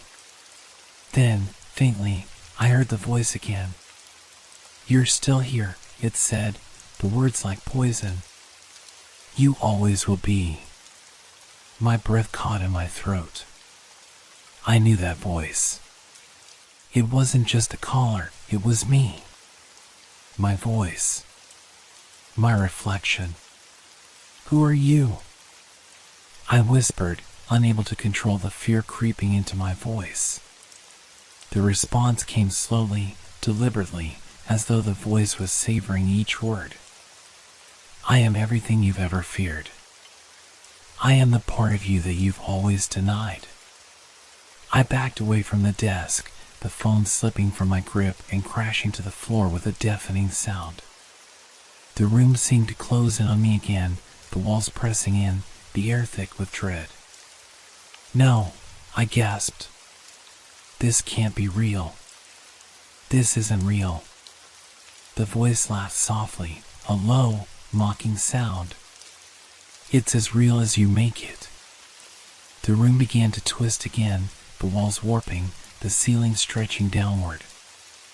I could hear the whispers growing louder, closing in around me, until they became a chorus of voices, all speaking at once. "You can't run," they said. "You can't escape." I covered my ears, trying to block them out, but it was no use. The voices seeped into my mind, filling every corner of my thoughts. I was losing myself. And then, as suddenly as it had started, everything stopped. The voices, the twisted room, the claustrophobic air, it all vanished. I found myself standing outside, on the street in front of the radio station.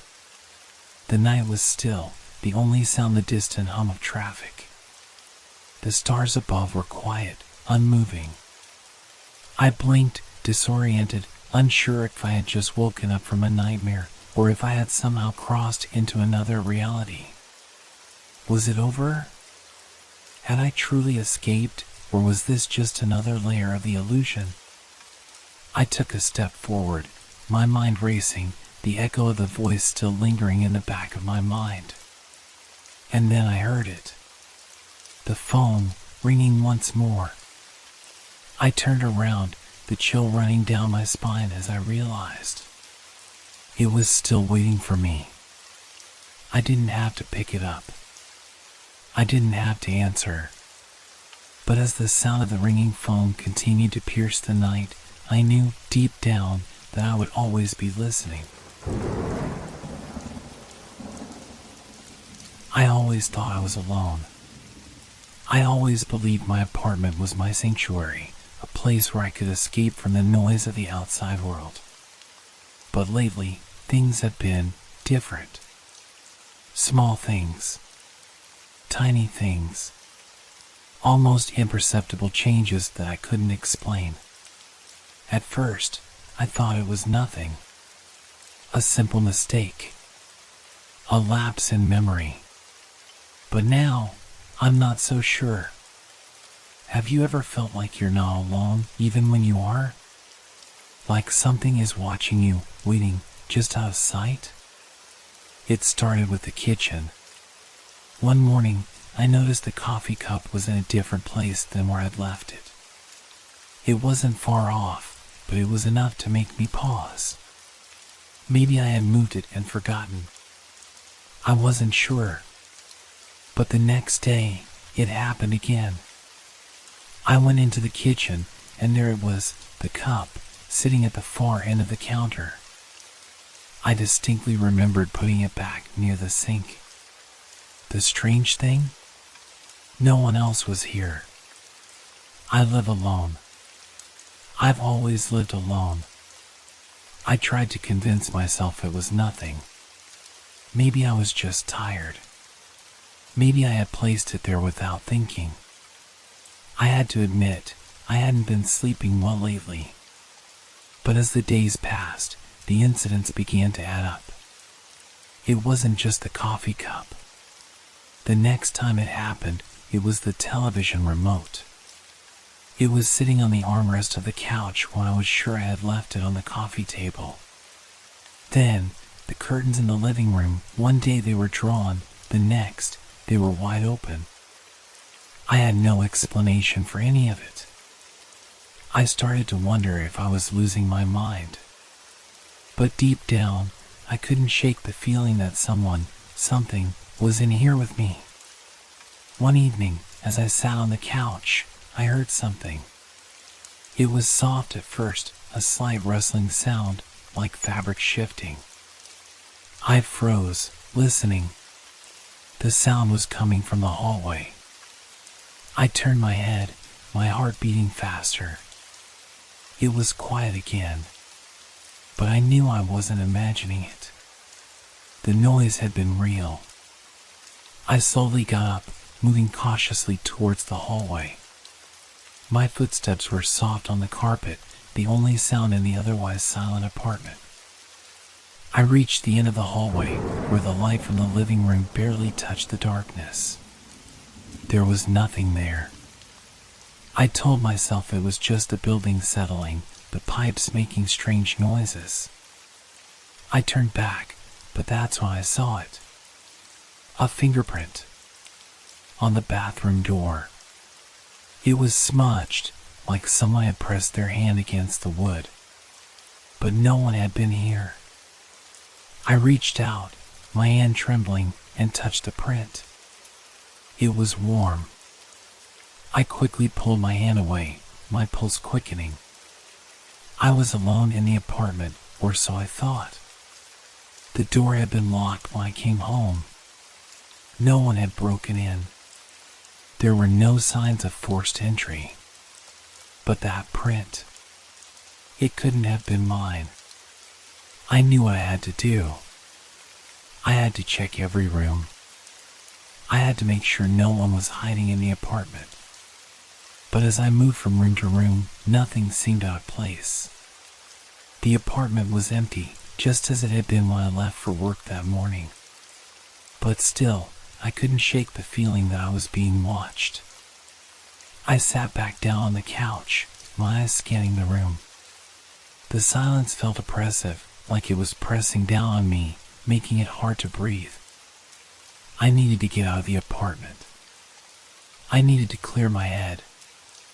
I grabbed my jacket and went outside.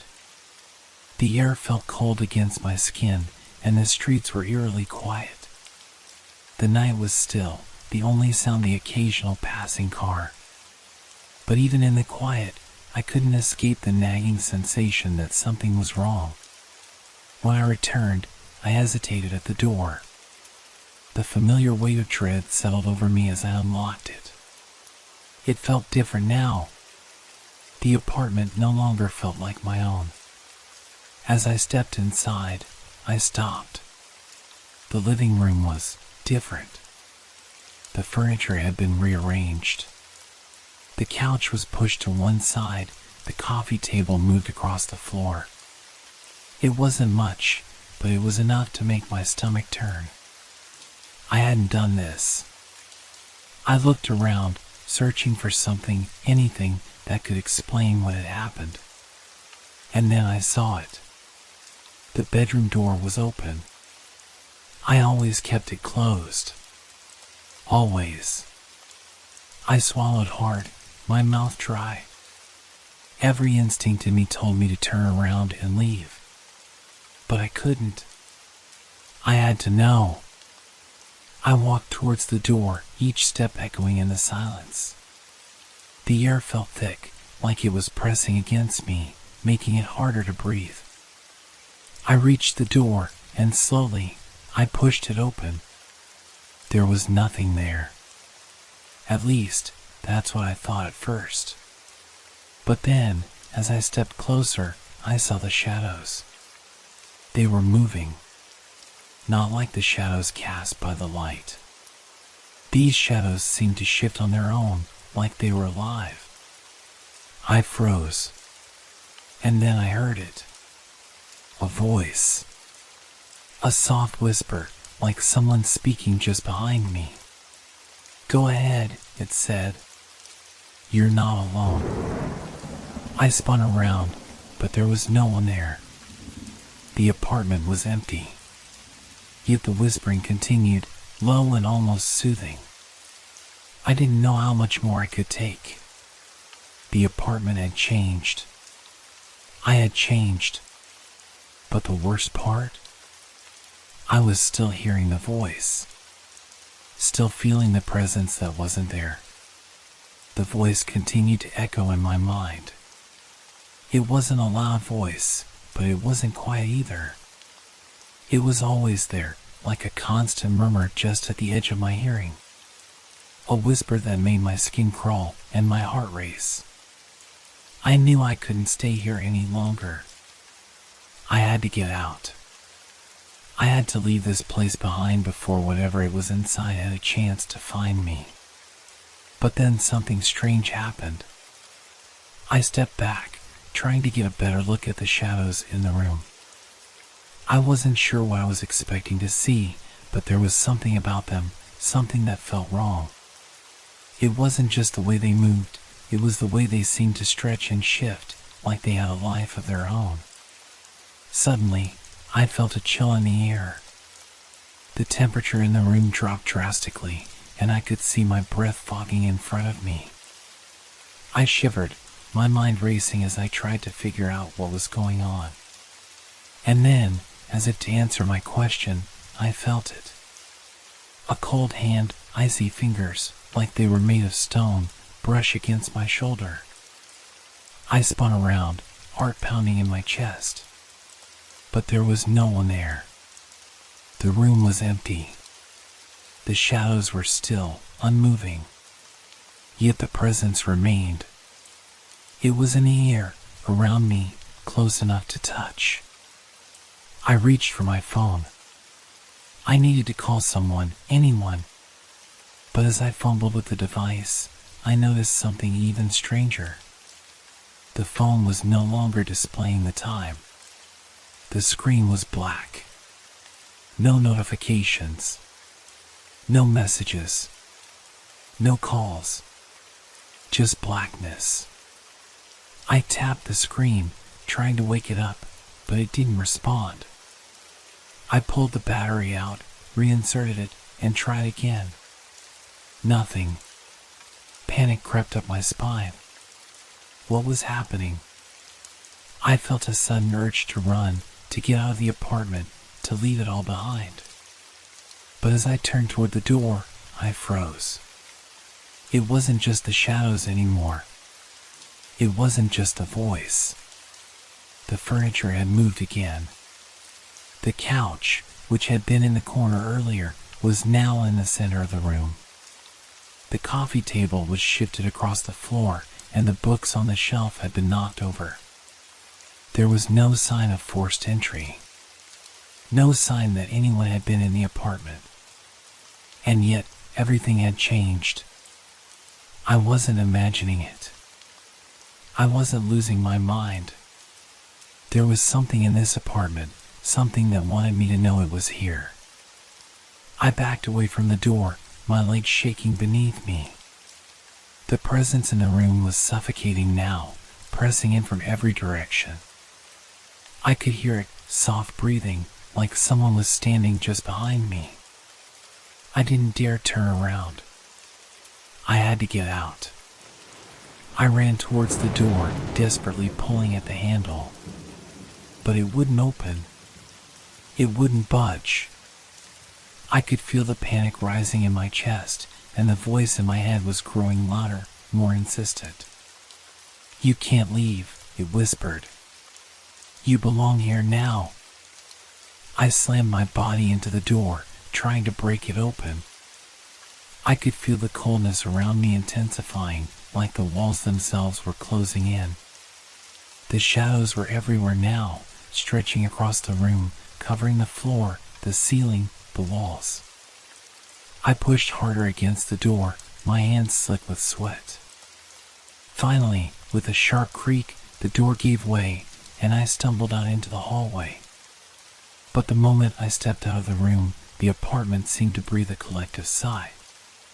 The door slammed shut behind me with an unsettling thud. I stood there, gasping for air, my heart hammering in my chest. The hallway felt just as oppressive as the apartment. It was too quiet. The feeling of being watched hadn't gone away. I turned around, half expecting to see the door to my apartment open again. But nothing happened. The hallway was empty. I started walking, unsure of where I was going. I just needed to get away from there, to put as much distance between me and whatever was in that apartment. But as I reached the elevator, I stopped. There was a message on my phone. It had turned back on. The screen flickered, and I saw the notification light flashing. I hesitated before opening it. The message was from an unknown number. It was a voice message. I pressed play, and immediately, I recognized the voice. It was the same one I had been hearing all night. The same whisper that had followed me through every room. "Come back," the voice said, soft and insistent. "Come back to where you belong." My stomach churned. I dropped the phone, the device slipping from my hand and crashing to the floor. I couldn't go back. I couldn't face whatever was in there. I turned away, rushing down the stairs and out into the night. But even as I left, I couldn't shake the feeling that I hadn't escaped. Whatever it was still with me. It was in my mind. It was in the darkness. And it wasn't finished yet. I ran until my lungs burned, until my legs were sore and my mind felt numb. I didn't care where I was going, just away. Away from the apartment, away from the voice that wouldn't stop whispering, away from the growing dread that had begun to wrap itself around my life like a thick, suffocating fog. I kept looking over my shoulder, expecting to see something or someone following me, but the streets were empty. It was late, the world silent except for the sound of my own frantic footsteps echoing against the pavement.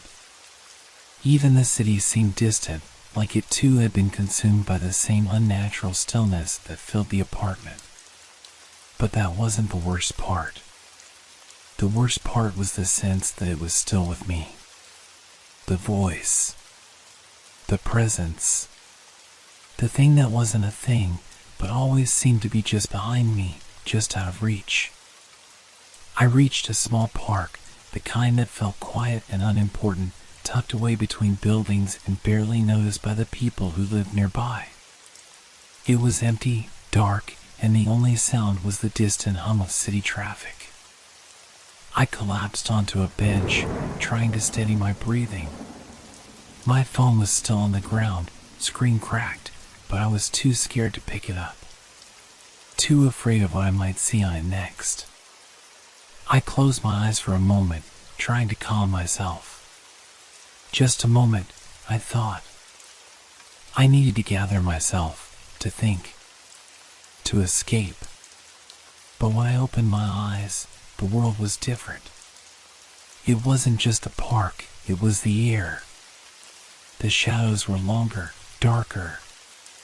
It was as if the night had grown deeper, more suffocating. I felt the hairs on the back of my neck stand up.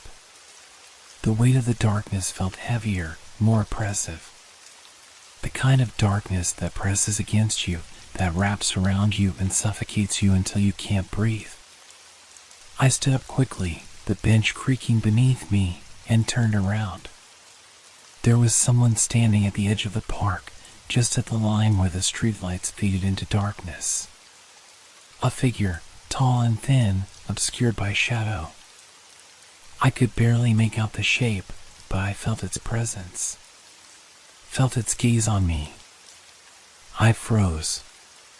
My heart pounded so loudly in my chest, I thought I might collapse. I couldn't move. I couldn't breathe. And then I heard it. The whisper. Not in my mind, but from the direction of the figure. It was low, barely audible, but unmistakable.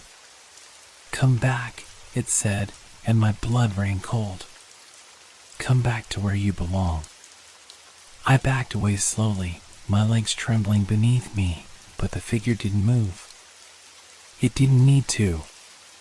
It was already inside my head. I turned and ran again, not looking back this time. I could hear the whisper, almost a chant now, following me, getting louder with each step. Come back, come back, come back. I felt the darkness closing in on me, the night becoming impossibly still, as though the world itself was holding its breath. I didn't dare stop. Not until I reached the streetlights again. I didn't even know how I managed to get back to the apartment building. It felt like some strange autopilot had taken over, like I wasn't making the decisions anymore, just moving through space. But when I arrived, I knew something was wrong. I knew the voice had followed me. I hesitated at the entrance, feeling the air press in on me, heavier than ever. My hands were shaking as I reached for the door handle. I had to go inside, but I couldn't. The darkness, the presence, everything was worse here. It was as if the building itself had become part of the thing. The shadows stretched deeper into the lobby, the walls seemed to pulse with a quiet, oppressive energy. My phone was still on the ground, the screen cracked but still lit. I grabbed it, but as soon as I held it in my hands, it vibrated. I didn't want to look. I didn't want to hear it again. But my thumb slid across the screen of its own accord, and I pressed play. The message began, that same voice, but this time it was louder, clearer. "You're already home," it whispered. "You've always been here." My blood ran cold. I stumbled back, tripping over my own feet, but the whisper didn't stop. It was in my head now, louder than ever. I couldn't tell where it was coming from, only that it was there, inescapable. The doors to the apartment building creaked open by themselves. I didn't want to go in, but I had no choice. I stepped into the lobby, the floor creaking beneath me. The silence was unbearable. The shadows felt like they were closing in, surrounding me, pressing in on me from all sides. Then I saw it. The door to my apartment was wide open. I hadn't left it like that. The whisper grew louder, closer. "Come back," it said, almost lovingly. "It's time to come back." I didn't know if I could. I didn't know if I should. But the apartment was pulling me in, its emptiness, its darkness, calling me back. It was no longer just a place. It was something else. Something that wanted me to stay. I took a deep breath and stepped forward. I had no choice anymore. I had already been claimed. The door to my apartment loomed in front of me like an unforgiving abyss. It felt wrong, too wrong. I was standing there, in the hallway, my hand still frozen on the doorknob, as if my body couldn't decide whether to enter or turn away. The air around me was thick, heavier than before, like the apartment itself had grown larger, swallowing the space around it. I forced my hand to twist the doorknob. The door creaked open slowly, the sound like the beginning of a long, drawn-out sigh. Inside, everything was eerily still. It was as though nothing had changed, except that it had. I stepped into the apartment, the faint hum of the refrigerator and the soft ticking of a clock the only sounds in the stillness. But the silence felt oppressive, as if it were waiting for something to happen. The air smelled stale, like the place hadn't been aired out in days. And yet, something else lingered in it, something faintly metallic. I couldn't place it. My eyes darted around the room, searching for any signs of movement, but there was nothing. The couch, the coffee table, the bookshelf, all the things I'd left just hours ago seemed frozen, as if trapped in time. And yet, I felt it, the same presence that had been creeping up behind me since the moment I'd found those fingerprints. It was inside the apartment now, filling every corner, every crack. It was watching me. I could feel it. I looked down at my phone, still in my trembling hands. The screen lit up again, and I reluctantly pressed play on the message. "This is where it all begins," the voice whispered, its tone soft, almost coaxing. "This is where you belong." I dropped the phone, my heart pounding in my chest. The voice had been in my head before, but now it was becoming something else, something physical, something real. My eyes darted toward the hallway leading to the bedroom. The door was ajar. I didn't remember leaving it like that. I couldn't even remember the last time I'd been in there. I took a step forward, the floorboards creaking under my weight. The apartment felt smaller now, as though the walls were inching inward, tightening around me. The bedroom door loomed larger the closer I got. My hands were slick with sweat, my pulse quickening. I didn't want to look inside. I didn't want to see what waited for me in that room. But I couldn't stop myself. My feet carried me forward, each step against my will, as if something invisible was dragging me toward the door. I pushed it open. The room was dim, the curtains drawn tightly. The only light came from a small lamp in the corner, casting long shadows across the floor. But what caught my attention was the bed. It was made, but it didn't look right. The sheets were too smooth, too still, like no one had ever slept there. And then I saw it. A figure, sitting on the edge of the bed. It wasn't someone I knew. At least, not someone I should know. It was me. The figure sat there, motionless, staring ahead with vacant eyes. I couldn't see its face clearly, but I knew deep down, I knew it was me. But it wasn't me. It was wrong. It was as if my reflection had come to life, sitting in the room like a phantom of my own making. My breath caught in my throat. I stumbled backward, but my feet didn't move fast enough. The figure didn't react. It didn't even acknowledge my presence. It just sat there, still and unmoving, its face hidden in shadow. I turned away, wanting to run, but the whisper, the voice, had returned. "Look at it," it said softly. "Look at what you've become." I slammed the bedroom door shut, but the whisper followed me, seeping through the walls, invading my mind. It was everywhere now. In the air, in the silence. It was inside me, and I couldn't escape it. The apartment felt alive, as if it were watching, waiting. I couldn't shake the feeling that it was closing in around me, drawing tighter with every passing second. I was trapped. There was no way out. I backed into the living room, my hands shaking violently. The couch, the bookshelf, the clock ticking away in the corner. They all felt wrong now, like pieces of a puzzle that didn't quite fit together. And then I heard it. A faint rustling sound coming from the kitchen. The refrigerator door opening. The unmistakable sound of footsteps. I froze. Someone was here. I hadn't heard the door open, hadn't seen anyone come in. But I could hear the sound of footsteps, slow, deliberate, as if the person was taking their time. They were in the kitchen, moving toward me. I looked around desperately, but there was no way out. I was trapped in the apartment with whatever this thing was. The footsteps stopped.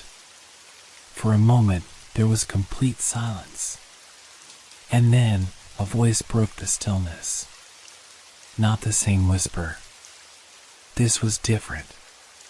This was clear. Strong. Alive. "It's time to finish what you started," it said. I wanted to scream, but the words caught in my throat.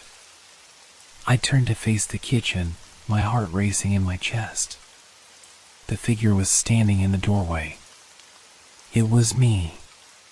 But this time, I wasn't sure I recognized the face. I stood frozen in place, my body rigid with fear. The figure in the kitchen was no longer just a reflection of me. It had become something else entirely, something alien, something wrong. My own eyes stared back at me, but they were cold, devoid of life, as if they were windows to something far darker. Something that shouldn't be. The air felt thick, as though it was pressing down on me. My breath quickened, and my heart hammered in my chest. I tried to speak, to ask it what it wanted, but my voice seemed to die before it could leave my throat. The figure took a step forward. I took a step back. Its movements were slow, deliberate, like it had all the time in the world. It was coming closer, its shadow stretching across the floor, and the more it moved, the less it seemed like me. The more it seemed like something else. Something that wasn't human. I backed up until my legs hit the edge of the couch, the fabric digging into my back. My hands were clammy, my fingers trembling as they reached for anything to steady myself. But there was nothing. Nothing except the heavy silence, the oppressive weight of the apartment pressing in around me. The figure stopped a few feet away, its face still hidden in shadow. I couldn't tell if it was smiling or if the lack of expression made it even worse. "Why?" I whispered, barely able to force the word out. The figure tilted its head, and for a moment it seemed as if it were considering the question. Then it stepped forward again, closer, too close. I could feel its presence now, a heavy, suffocating pressure that seemed to be crushing me. It was so close, I could almost feel the chill in the air around it. "You know why," it said, its voice not quite mine but eerily familiar. It sounded like me, but darker, more twisted. "You've always known." The words sent a shiver down my spine. What did it mean? What did it want from me? "Who are you?" I asked, my voice breaking as the terror flooded over me. The figure didn't answer. Instead, it reached out a hand that looked just like my own. It was close enough now that I could see the details, the fingers, the nails, the skin. Everything was the same, and yet it wasn't. There was something off, something wrong with it. It extended its hand slowly, as if inviting me to touch it, to accept it. I recoiled instinctively, my heart racing even faster. But then, I noticed something strange. The figure's movements were jerky, unnatural, as if it were struggling to control its own body. The closer it got, the more I realized something terrible. It wasn't me at all. It was something trying to be me. I looked around in desperation, my eyes darting to the exit. The front door. But it felt so far away now. The apartment had closed in on me, the walls pressing tighter, as if it were alive and unwilling to let me go. I tried to move, to run, but my legs wouldn't obey. It was as if I was rooted to the floor, unable to move. The figure's hand was almost upon me now, its fingers twitching slightly. "You can't escape," it whispered. "You've already let me in." I couldn't breathe. My chest was tight, my mind racing. The words, they didn't make sense. How had it gotten here? How had it taken this shape? And more importantly, why was it saying it had already come in? The room around me began to distort, the walls warping as though they were alive. The shadows stretched unnaturally long, twisting and turning into shapes I couldn't comprehend. I felt like I was being swallowed whole, consumed by the very space around me. The figure smiled, or I thought it smiled, its face contorting in a way that no human face should. It didn't look like me anymore. It was something else entirely. "You were always alone," it said, stepping closer, until I could feel its cold presence right next to me. But you wanted it. You wanted me. I've been with you from the beginning, and now I am you. Suddenly, the room grew colder, the air turning sharp and biting. I felt an ice-cold hand on my shoulder, as if something was reaching out from behind me, pulling me toward the darkness. I turned, expecting to see another figure, but there was nothing there. Except for the shadows. The shadows that were now moving. I stumbled back, trying to escape, but I was too slow. The shadows surged forward, rushing at me like a tidal wave.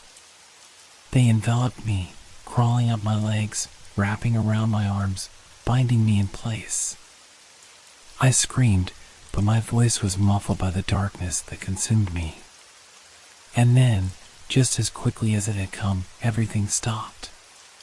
The shadows disappeared. The figure was gone. The apartment was silent again. I was alone. But I wasn't sure anymore.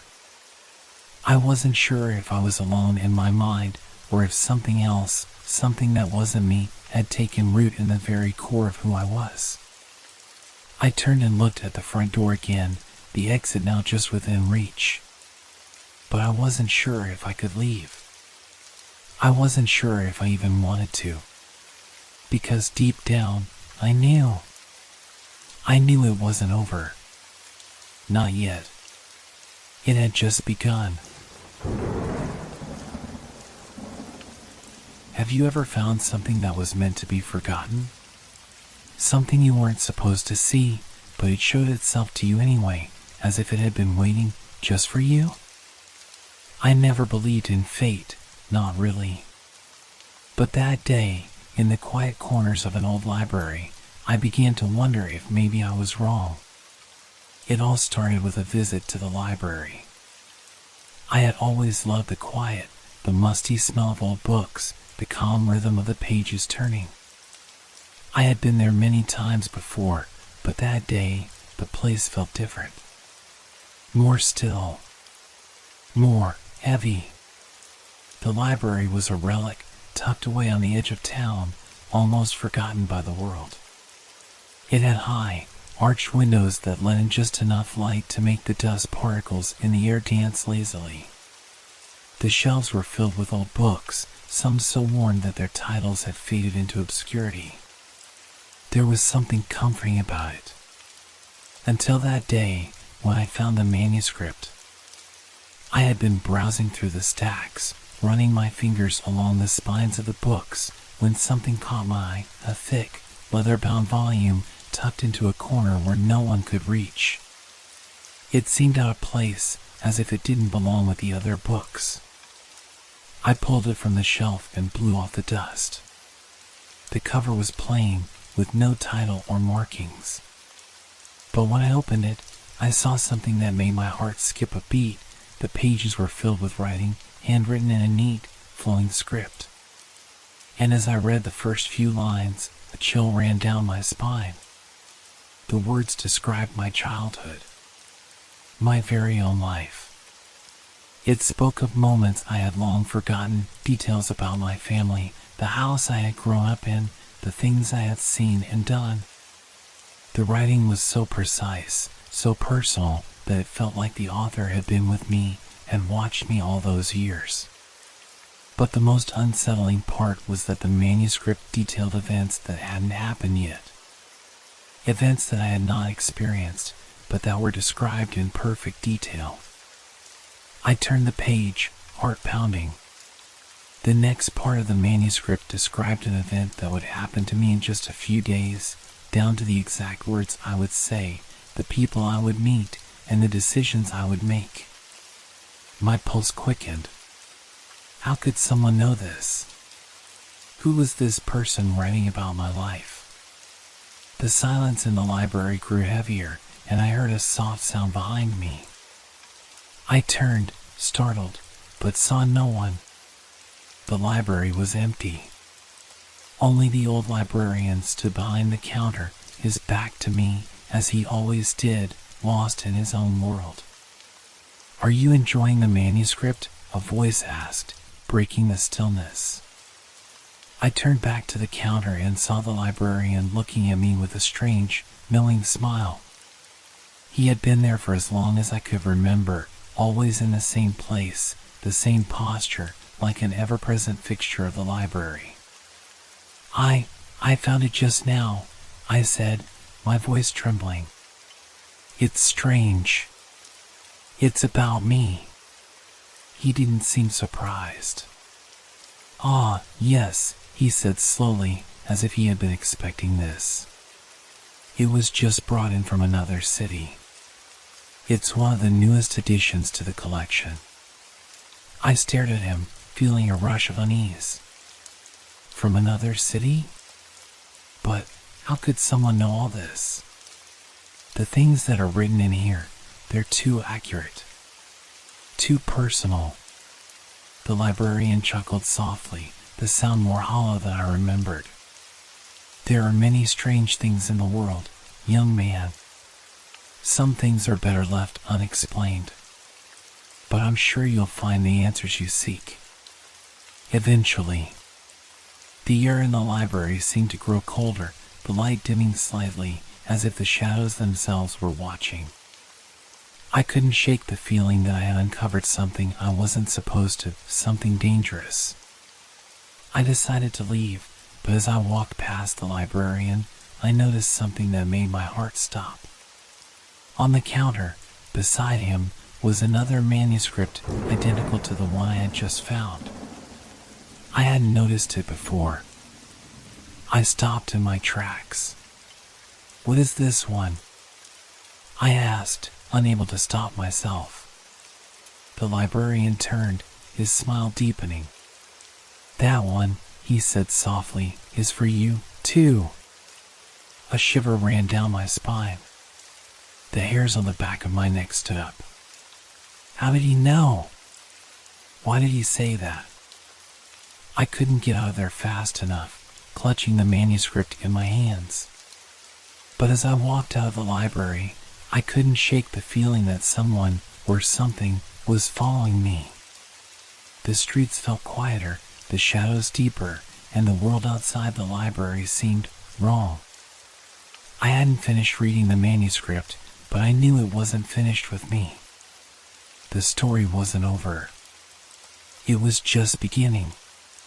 The air felt thick as I walked away from the library, the manuscript still gripped tightly in my hands. I kept looking over my shoulder, half expecting to see someone standing behind me, but the streets were empty, the city as silent as ever.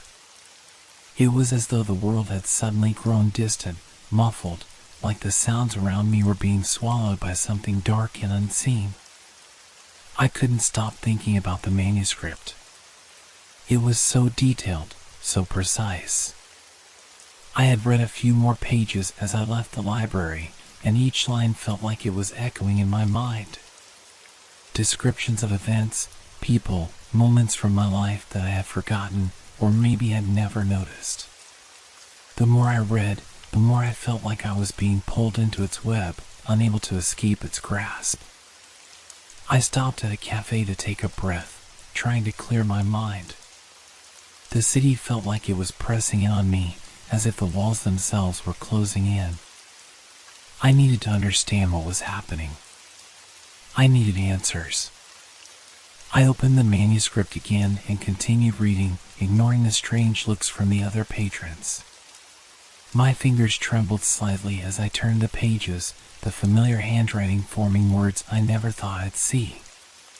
The next passage described an event that would take place the following day, an accident, nothing major, but a car swerving on a wet street, and I'd be there to witness it. The description was so specific, it made my stomach churn. How could someone know this? How could they write about things that hadn't happened yet? I glanced up from the pages, eyes darting around the room, half expecting to see someone watching me. But the cafe was quiet, just a few people sipping their coffee and talking quietly. Still, I couldn't shake the feeling that something was off. I felt watched. I shoved the manuscript back into my bag, trying to ignore the unsettling sensation gnawing at me. That night, I couldn't sleep. The manuscript was all I could think about. My mind raced with questions. Who wrote it? Why was it about me? And most importantly, how did it know what would happen next? I had to go back to the library.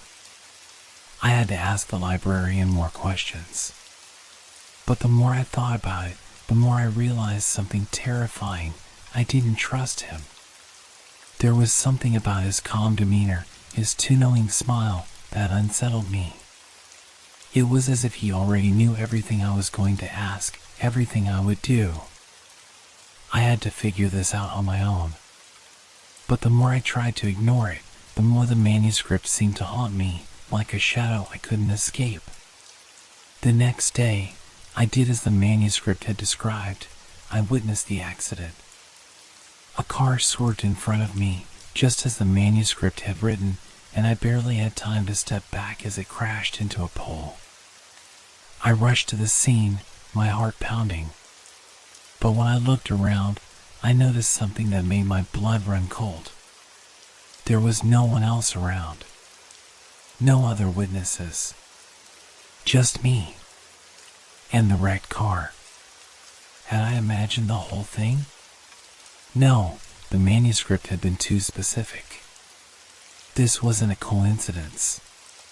That night, after the accident, I sat in my apartment, staring at the manuscript on my desk. I flipped through the pages again, hoping for some kind of answer, something that would explain all of this. The pages had begun to feel heavier, as though they were pulling me into their web. And as I read, I realized something else, something that chilled me to my core. The manuscript had started to change. The handwriting on the pages was no longer the same. It was different, as if someone else had picked up the pen. The words were more jagged, more frantic. The events it described were darker, more ominous. And the last page, the one I had been avoiding, seemed to be blank except for a single line at the bottom. It's not over yet. I dropped the manuscript, my hands trembling. What did it mean? Who was writing this? And why did it feel like the manuscript was leading me somewhere? There was a knock at my door. I froze, my breath caught in my throat. Who could it be at this hour? I hadn't heard anyone approach. Slowly, I stood up and walked toward the door, my heart hammering in my chest. I looked through the peephole. No one. But then, I heard something soft, almost imperceptible, a sound that seemed to come from the other side of the door. A whisper. I pressed my ear against the door, straining to hear. The whisper was barely audible, but it was there, low and steady, like a voice I almost recognized. You know what's next. I stepped back, my pulse racing. Who was that? Was someone outside? But when I opened the door, there was nothing there. Just the empty hallway, the dim light flickering overhead. My apartment building felt hollow, deserted, as if everyone had vanished without a trace. I closed the door quickly, bolting it behind me. The whisper had sounded like it came from inside. My mind raced. The manuscript. The library. The librarian. Was this some kind of game? Was I being watched? I ran to the window and looked outside. The streets were dark, empty. But then, I saw something. A figure standing in the shadows across the street, just out of the light. Someone was watching me. I grabbed the manuscript from the desk and held it close. I had to know more. I had to finish what was started. But deep down, a part of me already knew. It might be too late to stop it now. The figure across the street didn't move. It stood there, in the shadows, just out of the reach of the streetlight. My breath caught in my chest. It wasn't just a trick of the light, there was someone out there, watching me. I pressed my forehead to the cold window, squinting, trying to see more clearly. But the longer I stared, the more the figure seemed to fade into the darkness, like it was never there to begin with. I shook my head, trying to clear the fog that had settled over my mind. I couldn't keep doing this. I couldn't keep running in circles, thinking I was losing my grip on reality. I grabbed the manuscript again, clutching it tightly in my hands. I needed to understand what was happening. Why was this happening? The pages felt heavier than before, as if each word weighed on my chest, suffocating me. I forced myself to flip through them, searching for anything that could give me answers. The words blurred before my eyes. My hands trembled as I turned the pages, feeling like the manuscript was pulling me deeper into something I couldn't escape. The events it described had been so eerily accurate up until now. But the further I went, the more I began to doubt what I was reading. The descriptions were no longer just about my past. They were becoming about my present, my future, things I hadn't done yet. The manuscript now described what I would do the following day. It spoke of the decision I would make, the path I would take. It told me I would return to the library, where I would meet someone who would change everything. I slammed the manuscript shut, my heart racing. I couldn't go back there. I couldn't trust what it said. I had already seen how dangerous it was, how it was leading me down a path I wasn't sure I wanted to follow. But deep down, a part of me knew I had no choice. I had to go back to the library. The following morning, I couldn't shake the feeling that something was waiting for me there. The streets were unusually quiet, and the sky above was a dull, overcast gray. It was the kind of day that made everything feel off. The city felt distant, like I was walking through a dream, disconnected from reality. When I arrived at the library, the doors creaked as I pushed them open.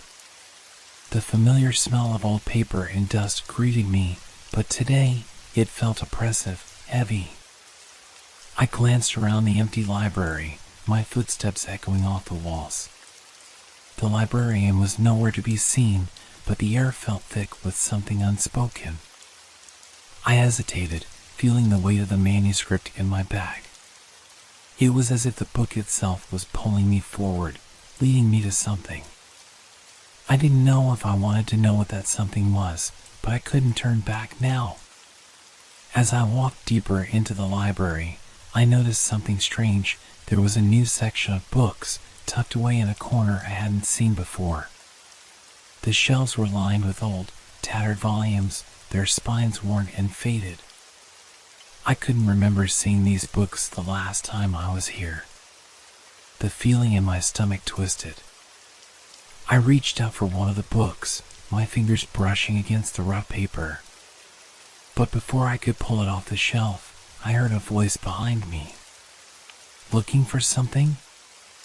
I spun around, my heart skipping a beat. The librarian stood there, his eyes cold, his smile too wide. I hadn't heard him approach, hadn't seen him move. It was as if he had been standing there all along, waiting for me. I was just, my voice faltered. I didn't know what to say. He had been there the entire time. Watching. Waiting. You came for answers, didn't you? He said, his voice soft, almost too calm. It's all there, in the books. You're not the first to be drawn to them. I felt a cold chill run down my spine. What do you mean? I asked, my voice barely above a whisper. The librarian's smile deepened, as if he knew something I didn't. The manuscripts aren't just stories. They're records. Maps. Guides. They show the future, the things that will come to pass. And once you've seen it, once you've touched it, you can't escape. I took a step back, my mind racing. What are you talking about? I demanded, the fear rising in my chest. Why me? Why my life? The librarian stepped closer, his eyes fixed on mine. Because you were always meant to find it. Everything you've done, everything you've seen, it's all part of the story. The story that started long before you were born. I shook my head, trying to make sense of his words. This is insane. This can't be real. He shrugged, his smile never fading. Reality is what you make of it. And you're already part of the story, whether you believe it or not. I didn't know how to respond. My hands were clammy, my mind spinning. The manuscript, the library, the librarian, everything was becoming too much. I had to leave. I had to get out of there before I lost myself completely. But as I turned to leave, the librarian's voice stopped me. You can run from it, but it won't stop, he said, his voice echoing through the empty library. The story has already been written. And now, it's your turn to play your part. I didn't look back. I couldn't.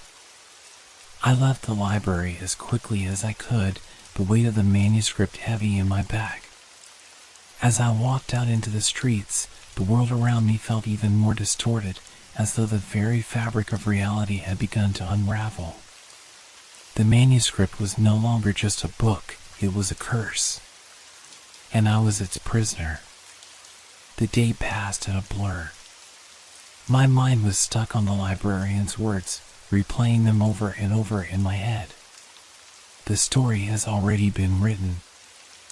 I couldn't shake the feeling that I was being manipulated, that everything in my life had somehow been set into motion by forces I couldn't understand. I had to know more. I had to go back to the library. But something inside me screamed to stay away, to never open the manuscript again. Yet, the pull was undeniable. It was like an itch I couldn't scratch, a feeling that no matter what I did, I was always going to be drawn back to it. That night, I sat in my apartment, the manuscript resting on the table in front of me. The dim light from the lamp cast long shadows across the room, making the air feel heavy, oppressive. I hadn't opened the book since I left the library, but now it seemed to call to me. It was as though it knew I was afraid, and it was daring me to face the truth. With a deep breath, I picked it up. The pages felt colder than before, the edges sharp against my fingertips. I opened to the last page I had read, but as I flipped through, I realized something. There were new pages, pages I hadn't seen before. I froze. I hadn't added these pages. They were written in the same hurried scroll, the same familiar ink. And yet, they were different. These pages weren't a recounting of my past, they were something else entirely. The writing detailed events that had yet to happen. The descriptions were vague, but the more I read, the clearer it became. It spoke of my confrontation with the librarian, the chilling exchange we had in the library. It even mentioned the moment when I would return to the library that night, seeking answers.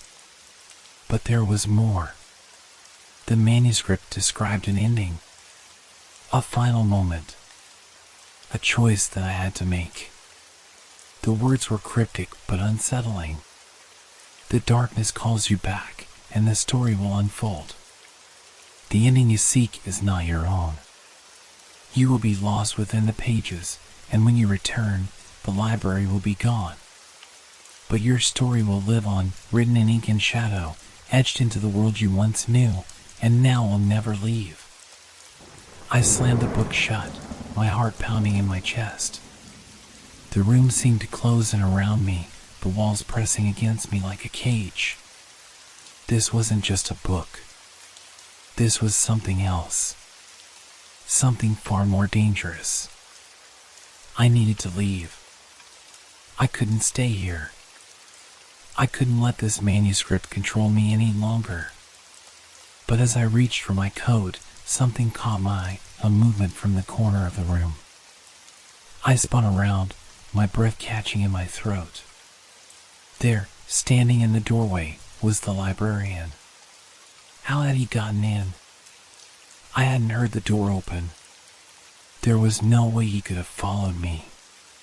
But there he stood, his cold eyes fixed on me, his smile never wavering. You've read it, haven't you? His voice was calm, almost comforting in its coldness. You've seen the truth. I backed away, my legs weak beneath me. What do you want from me? I gasped, my mind spinning. Why me? The librarian took a slow step forward, his face still unreadable.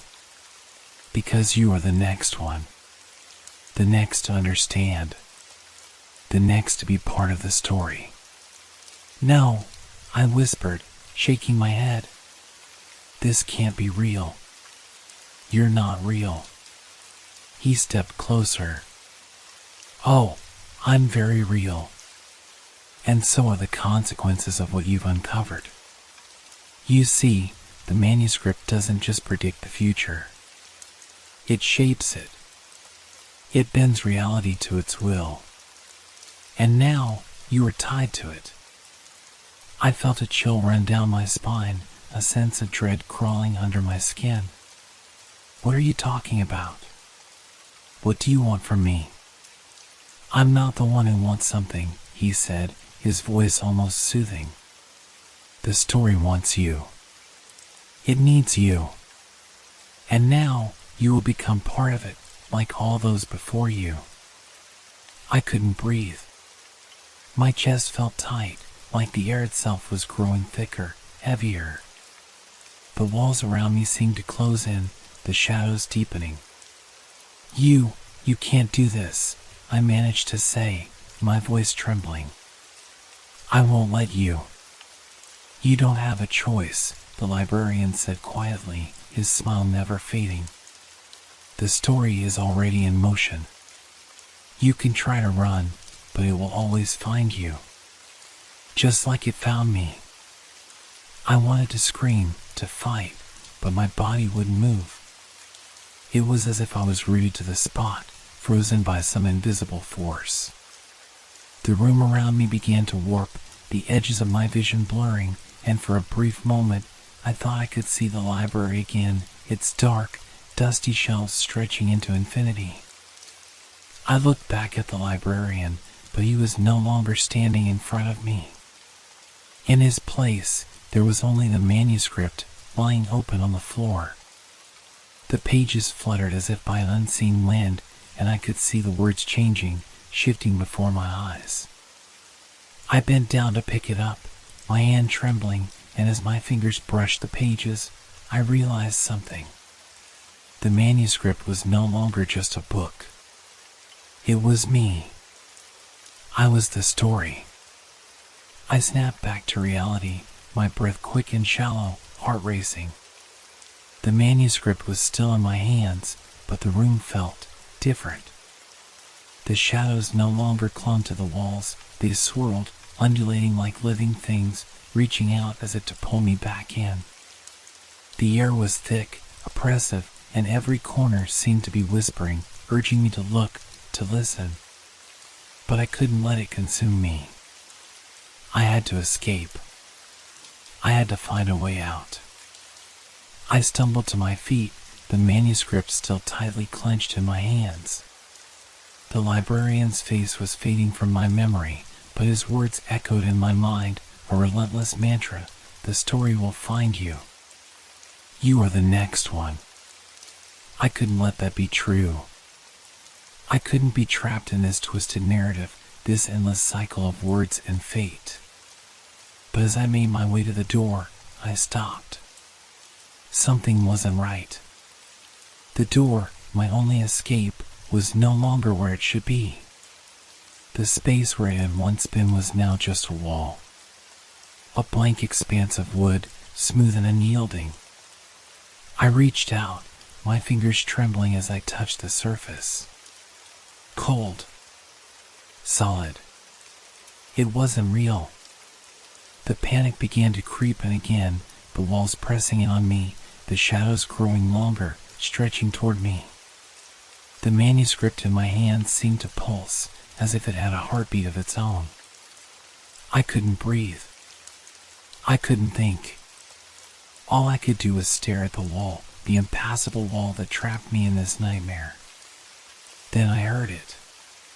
A faint scratching sound, as if something, or someone, was trying to get in. The noise came from behind the wall, a low, slow scrape like fingernails against stone. I froze, the hairs on the back of my neck standing on end. The sound grew louder, sharper. And then, it stopped. I turned to face the room, my mind spinning. The shadows were no longer just shadows. They were figures. Vague shapes moving in and out of the corners of my vision, shifting and growing as if they were made of the very darkness itself. They were closing in, circling me. The manuscript. It was the key. I had to stop it. But how? How could I fight something that had no face, no clear form, something that existed only in the dark corners of this twisted story? As I looked down at the pages, the words seemed to change again. The familiar ink transformed, the letters swirling as though they were alive, rewriting themselves right before my eyes. The text spoke of a choice, a final choice. You can escape. You can leave this place. But only if you accept what you've become. You are no longer just a reader. You are part of the story. The story is part of you. And when it ends, so do you. I gripped the book tighter, the weight of its truth sinking in. I wasn't just trapped in a room. I was trapped in a story, in a narrative that had no end. There was no escape. The manuscript was right. It wasn't just a book. It was my life, my fate, my existence. It controlled everything, and I was powerless to stop it. But then, something inside me snapped. I wasn't going to let it end this way. With a cry of frustration, I hurled the manuscript across the room. It hit the wall with a thud, and for a moment, everything went still. The shadows paused, the scratching sound faded into silence. The air grew unnaturally still. Then, I heard it. The library.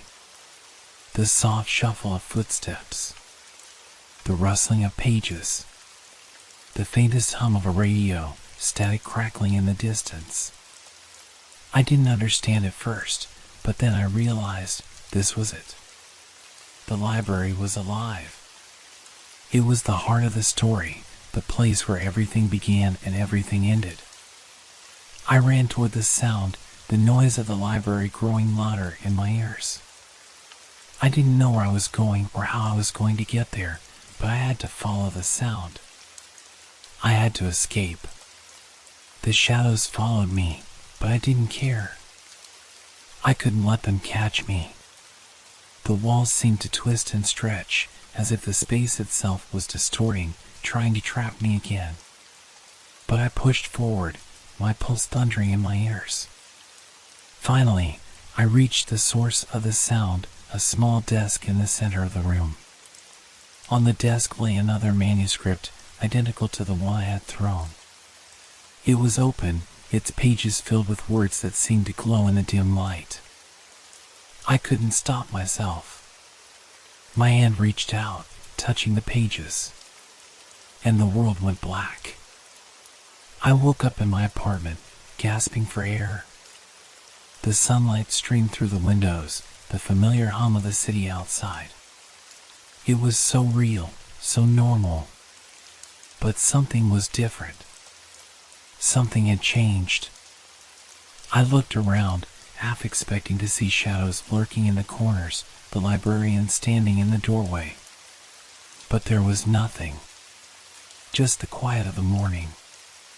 I stood up, my legs unsteady, and walked over to the table. The manuscript was gone. The book that had haunted me was nowhere to be found. And yet, I couldn't shake the feeling that the story wasn't over. That it wasn't really gone. Because I knew, deep down, that I would always be part of it. The words had written me into existence, and now I could never escape. The manuscript was still with me, somewhere deep inside, waiting for the next chapter to begin. Have you ever been somewhere so familiar, yet suddenly felt as if it had shifted in some way you couldn't explain? It's as if the very walls around you have become strangers, and you're left wondering how much you really know about the space you inhabit. That's how it started for me, the feeling that something was out of place in the office building where I spent most of my days. It began with the stairs. I work in a tall business center downtown. It's one of those modern buildings with sleek glass windows and polished floors that reflect your image as you walk by. There's an elevator that everyone uses, but I preferred the stairs. It gave me a break from the monotony of waiting and feeling trapped in that small box, rising upward in silence. But one morning, as I was walking up to my floor, something strange caught my eye. There, near the end of the hallway, was a new staircase. It wasn't there before. I was sure of it. I'd worked in this building for years, and I knew every inch of it. I paused, trying to make sense of what I was seeing. It was a simple set of stairs, leading up to the roof, but I had never seen them before. The door that stood next to them had always been locked, a sign indicating that access to the roof was prohibited. Yet now, the door was ajar. I felt a strange pull, an odd sense of curiosity that overcame any skepticism. Something about the stairs was calling me. Maybe it was the quietness of the building, the way it seemed to be holding its breath. Or perhaps it was the memories of my old colleague, Adam, who used to joke about how strange the building felt after hours, as if the walls had secrets they weren't willing to share. I had not seen Adam in months. He had been missing from work for weeks, and rumors of his sudden resignation swirled around the office. No one really knew why he left or what had happened to him.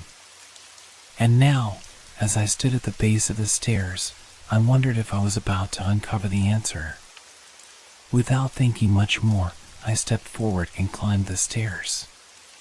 The air seemed to change the higher I went, thickening with each step. The building felt more oppressive, as if the walls were pressing in around me.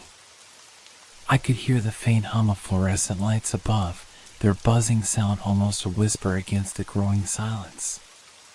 When I reached the top, I stood before a metal door that creaked in the stillness. It didn't look particularly unusual, yet something about it unsettled me. My hand hesitated on the handle. I didn't know what I expected to find, maybe just a dusty old roof with nothing more than the city skyline stretching out before me. But when I pushed the door open, a chill ran through me. The rooftop was empty, save for one thing. Lying scattered across the floor were several personal items, a worn leather jacket, a pair of sunglasses, and an old notebook with a pen lying next to it. I felt a surge of recognition. The jacket was Adam's. I had seen him wear it countless times. The notebook. I remembered him scribbling in it during lunch breaks, jotting down ideas for some project or another. But why were these things here? What had happened to Adam? Why did he leave them behind? I stepped further into the rooftop space, my mind racing. I wasn't sure what I expected to find, but the empty items on the ground made me feel strangely uneasy. There were no other signs of life, no footsteps, No sounds of movement. Just silence, thick and suffocating. Then, I noticed something else. A faint, almost imperceptible sound, footsteps. I turned toward the door, but no one was there. The sound stopped just as quickly as it had started. I strained my ears, listening. My heart pounded in my chest. Was I imagining things? Was it my mind playing tricks on me?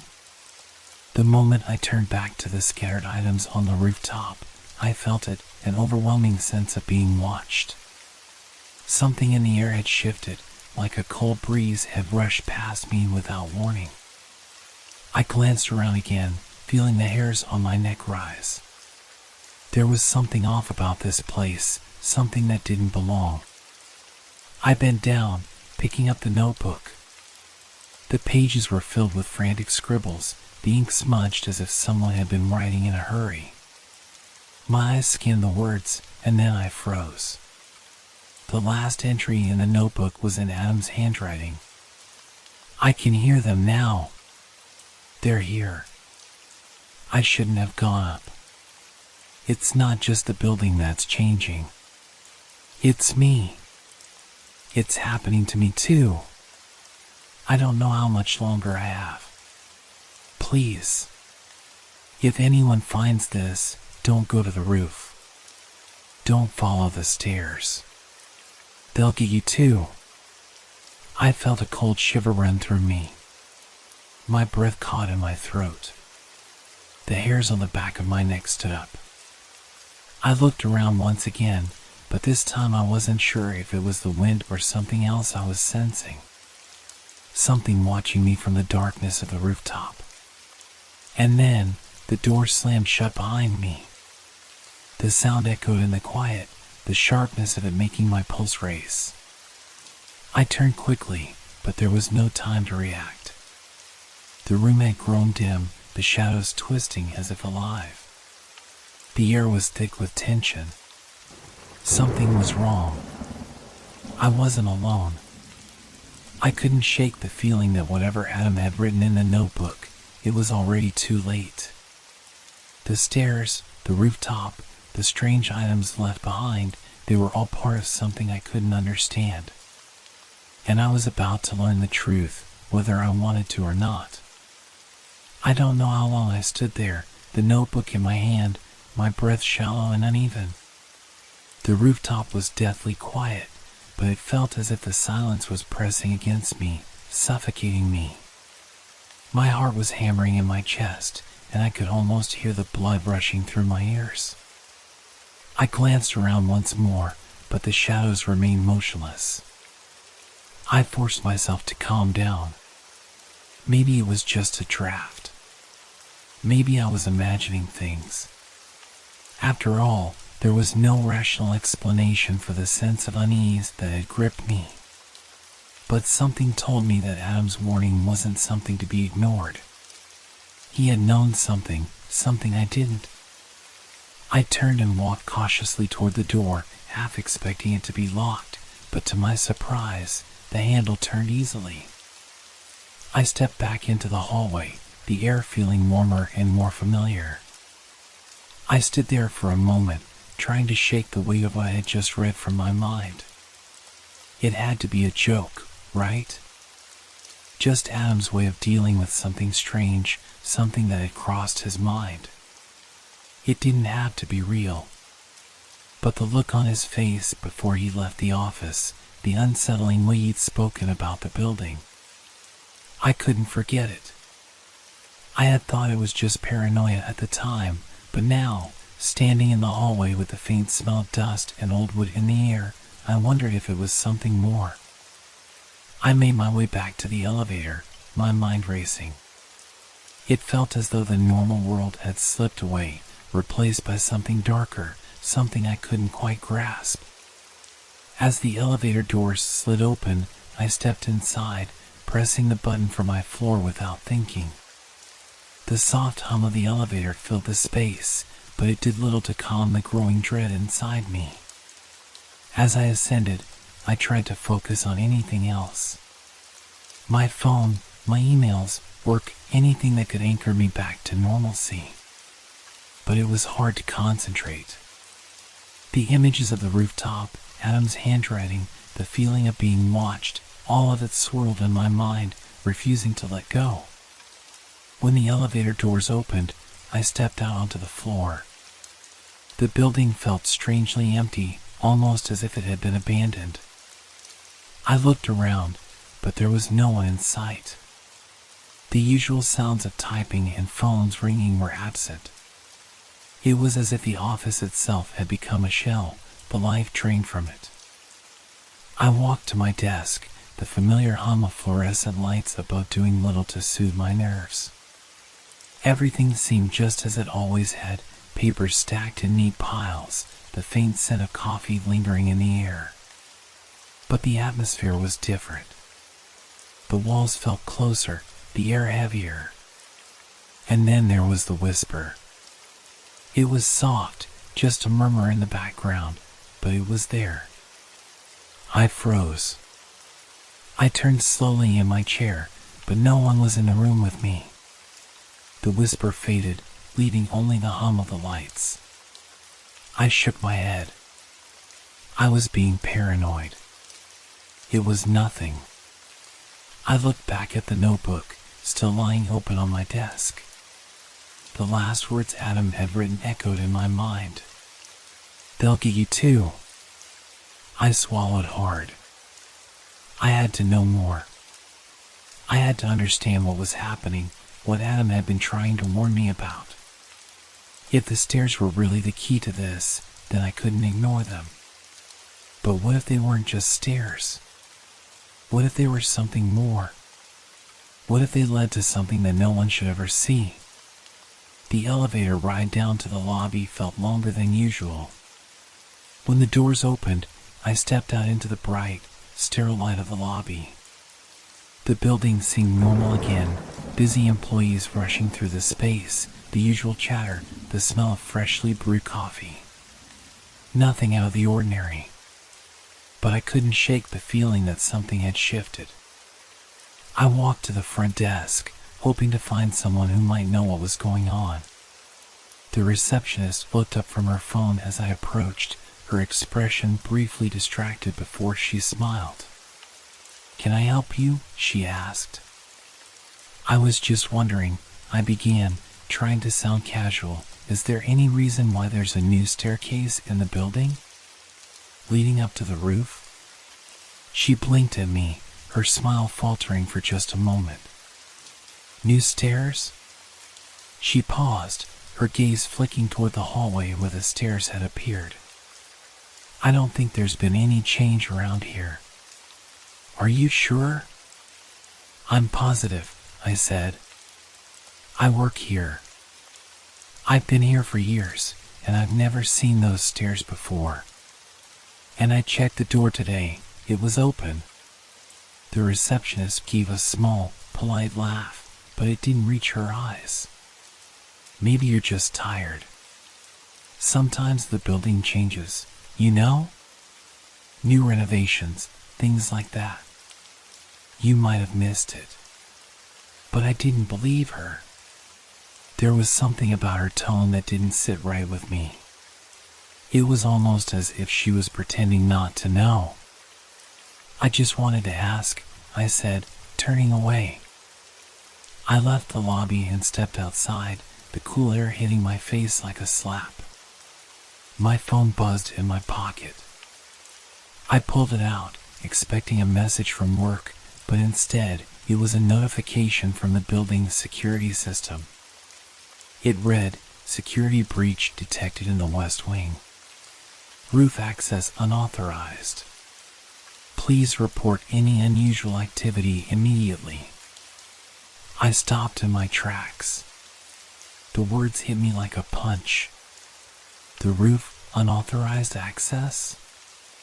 I knew I had to go back. I had to go up those stairs again, no matter what.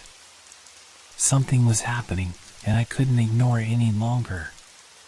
But as I turned toward the building, a cold, gnawing dread took hold of me.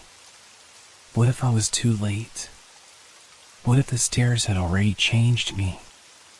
The chill of the night air seemed to follow me back inside the building, clinging to my skin as if it were trying to warn me. The lobby was quieter now, with only a few people lingering in the corners, their murmurs distant and faint. I couldn't shake the sensation that I was being watched. The security notification still flashed on my phone screen, a reminder of the mystery I couldn't escape. I moved swiftly toward the elevator. Each step felt deliberate, but inside, a storm was brewing. My mind raced with thoughts of what could be on the roof, what Adam had known and what he had left behind. The elevator doors slid open with a soft chime, and I stepped inside, pressing the button for the top floor. As the doors closed, the hum of the elevator filled the space, but it did little to drown out the feeling of unease creeping over me.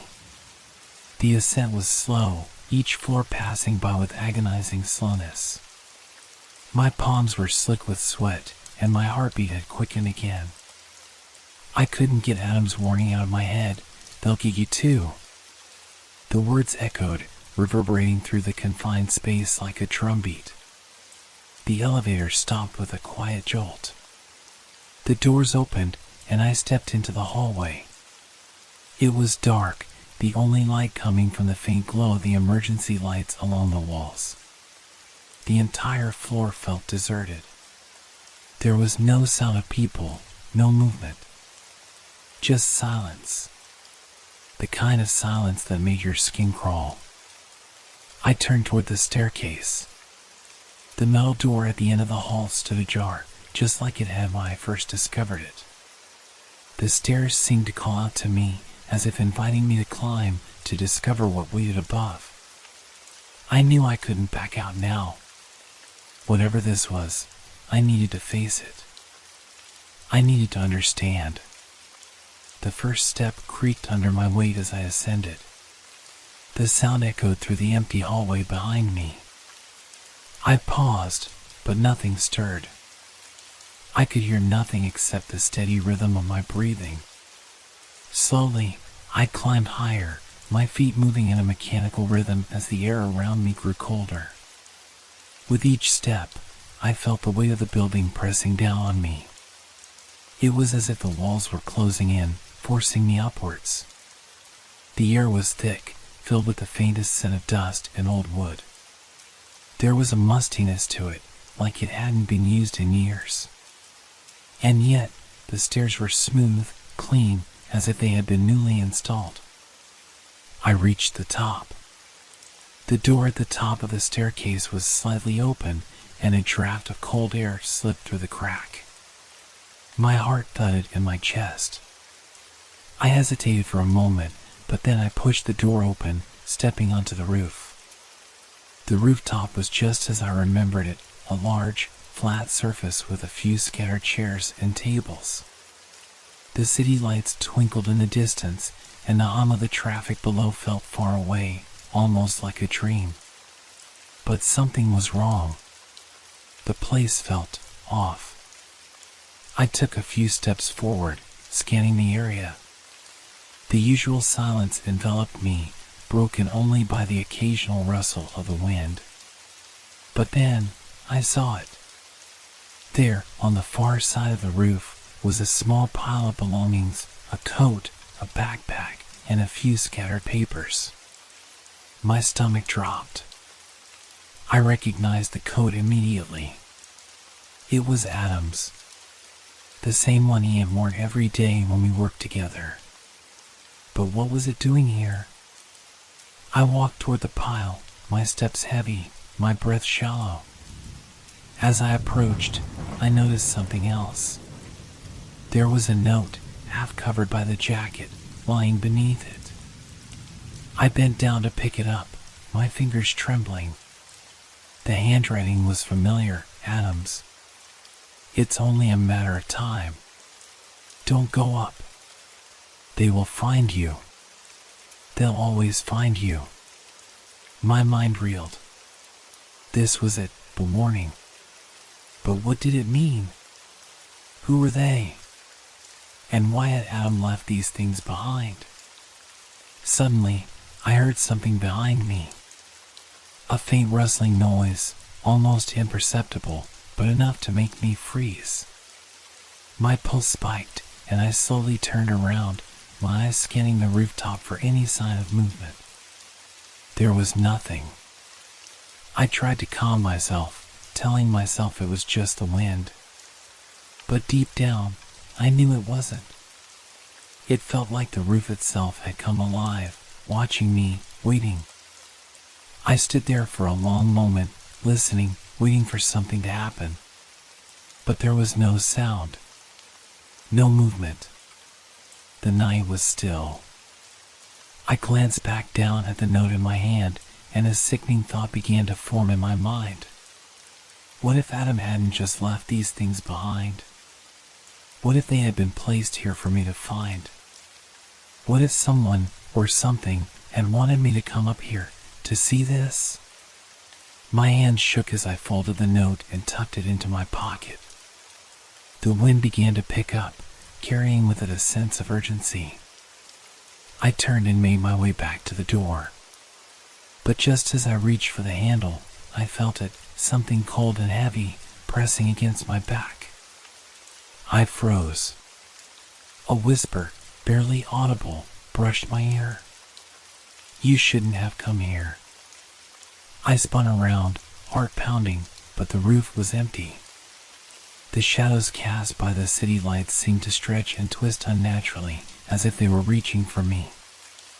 I quickly pushed open the door and rushed back down the stairs, my feet stumbling with every step. I didn't look back. I couldn't. All I could think about was getting away, getting out of that building, and forgetting everything I had just witnessed. But I knew, deep down, that I couldn't forget. Because whatever had been waiting on that rooftop, whatever had whispered my name in the dark, wasn't going to let me go so easily. And neither would the stairs. I ran down the stairs without stopping, as if the weight of my body could outrun the creeping dread that followed me. The elevator ride back down felt suffocating. The hum of the machine was too loud, too close, drawing out everything else, my pounding heart, the rush of my breath, the eerie silence that followed me. I pressed the button for the ground floor and barely felt the doors close behind me. The world outside seemed to stretch in all directions, distant, unreachable. I stood in the lobby for a moment, staring at the polished floors and the sleek glass doors, my mind reeling. I didn't know what I had hoped to find on the rooftop, some kind of closure, maybe, but instead, I had found nothing but more questions. More puzzles that I wasn't sure I could solve. As I walked through the lobby, I couldn't shake the feeling that something was wrong. It wasn't the building, not exactly, but the air itself seemed thick, charged with an unseen force. The quiet hum of fluorescent lights above me felt oppressive. I checked my watch, nearly midnight. But in that moment, it felt like time had stretched, as though I had spent an eternity on the roof. Had it really only been a few minutes? I reached for the door to the street, my hand trembling, but as my fingers brushed the handle, I froze. The hairs on the back of my neck stood up. I hadn't heard the footsteps behind me, but I felt them. The sound was faint at first, a mere whisper against the hum of the building, but then it grew louder. Closer. Someone, or something, was walking toward me. I turned slowly, dread pooling in my stomach. The lobby, usually bustling with activity during the day, was completely still. The only other person in sight was the night guard, seated at the desk at the far end of the room. His eyes were locked on me, but his expression was blank, as if he didn't even see me. Just behind him, however, a shadow flickered across the wall, a dark, long shape that didn't belong. I felt my pulse quicken. The shadow moved, but not in the way it should have. It stretched unnaturally, twisting as if it had a life of its own, stretching toward me like fingers reaching out from the darkness. And then, as quickly as it had appeared, it disappeared, vanishing into the corner of the room. I blinked. When I looked again, the lobby was empty. The door handle beneath my hand was cold, almost as if it had been frozen, but I couldn't bring myself to turn it. The air felt too thick, too alive. I stepped back, unsure of what to do next. Should I leave? Should I go back to my apartment and forget everything? And then I saw it. It wasn't the shadow that had unnerved me, though it was still there in the back of my mind. No, it was something far more ordinary. The door to the stairwell at the end of the hall was slightly ajar. It hadn't been before. I had passed it countless times on my way to the elevator, and it had always been closed. But now it was open, just a crack, like an invitation. I swallowed hard, my breath shallow. There was no sound now, just the faint click of the clock on the wall, ticking relentlessly forward. I couldn't ignore it any longer. I turned back to the stairwell door, my feet dragging with reluctance. Something was drawing me toward it, something I didn't fully understand, but couldn't resist. My hand hovered over the doorknob. I pushed it open with a gentle nudge, the door creaking as it swung inwards. The stairwell was bathed in shadow, the only light coming from a dim bulb that flickered weakly at the top of the stairs. The air inside was stale, cold. The faintest smell of dust and decay hung in the air, the kind of smell that suggests something had been abandoned for years. The stairs stretched upward before me, the same stairs I had just descended. I glanced up, but it was too dark to see what lay at the top. The shadow from earlier, the one that had moved across the wall, had somehow managed to work its way deeper into my mind. What was waiting up there? What had been left behind on the roof? More of Adam's belongings? Or something else entirely? I stepped inside the stairwell, pulling the door shut behind me with a soft thud. I could feel the silence pressing in on me, the world outside the building now feeling impossibly far away. The door shut with a soft click, sealing me off from everything I thought I knew. I began to climb. Each step felt like a step away from the life I had once known. The further I went, the more the air seemed to shift, growing colder with each turn. The stairwell stretched on endlessly. There were no more signs, no lights. Just darkness and the smell of something rotting in the walls. I had no choice but to continue, my legs growing heavier, my mind swirling in confusion. Suddenly, I reached a landing. It wasn't much of a landing, just a small area where the stairs twisted around. I paused for a moment, my breath ragged in the quiet. There was something here, something I could feel more than see. It was as if the air itself had thickened, pressing against me. And then, from the corner of my eye, I saw something move. A shadow, sliding along the wall like a living thing. My blood ran cold. I tried to turn, to flee, but the stairs creaked beneath my feet. I looked up at the top of the stairwell. The light was gone now, nothing but an abyss stretched ahead. Whatever was here, whatever had been waiting, wasn't going to let me leave without facing it. I was trapped. I froze, staring into the abyss above me. The air was thick, suffocating, and it felt as though the very walls of the stairwell were closing in. The shadow, now fully formed, seemed to pulse with life, stretching further across the wall. It wasn't just a shadow anymore, it was something more, something that shouldn't have been there.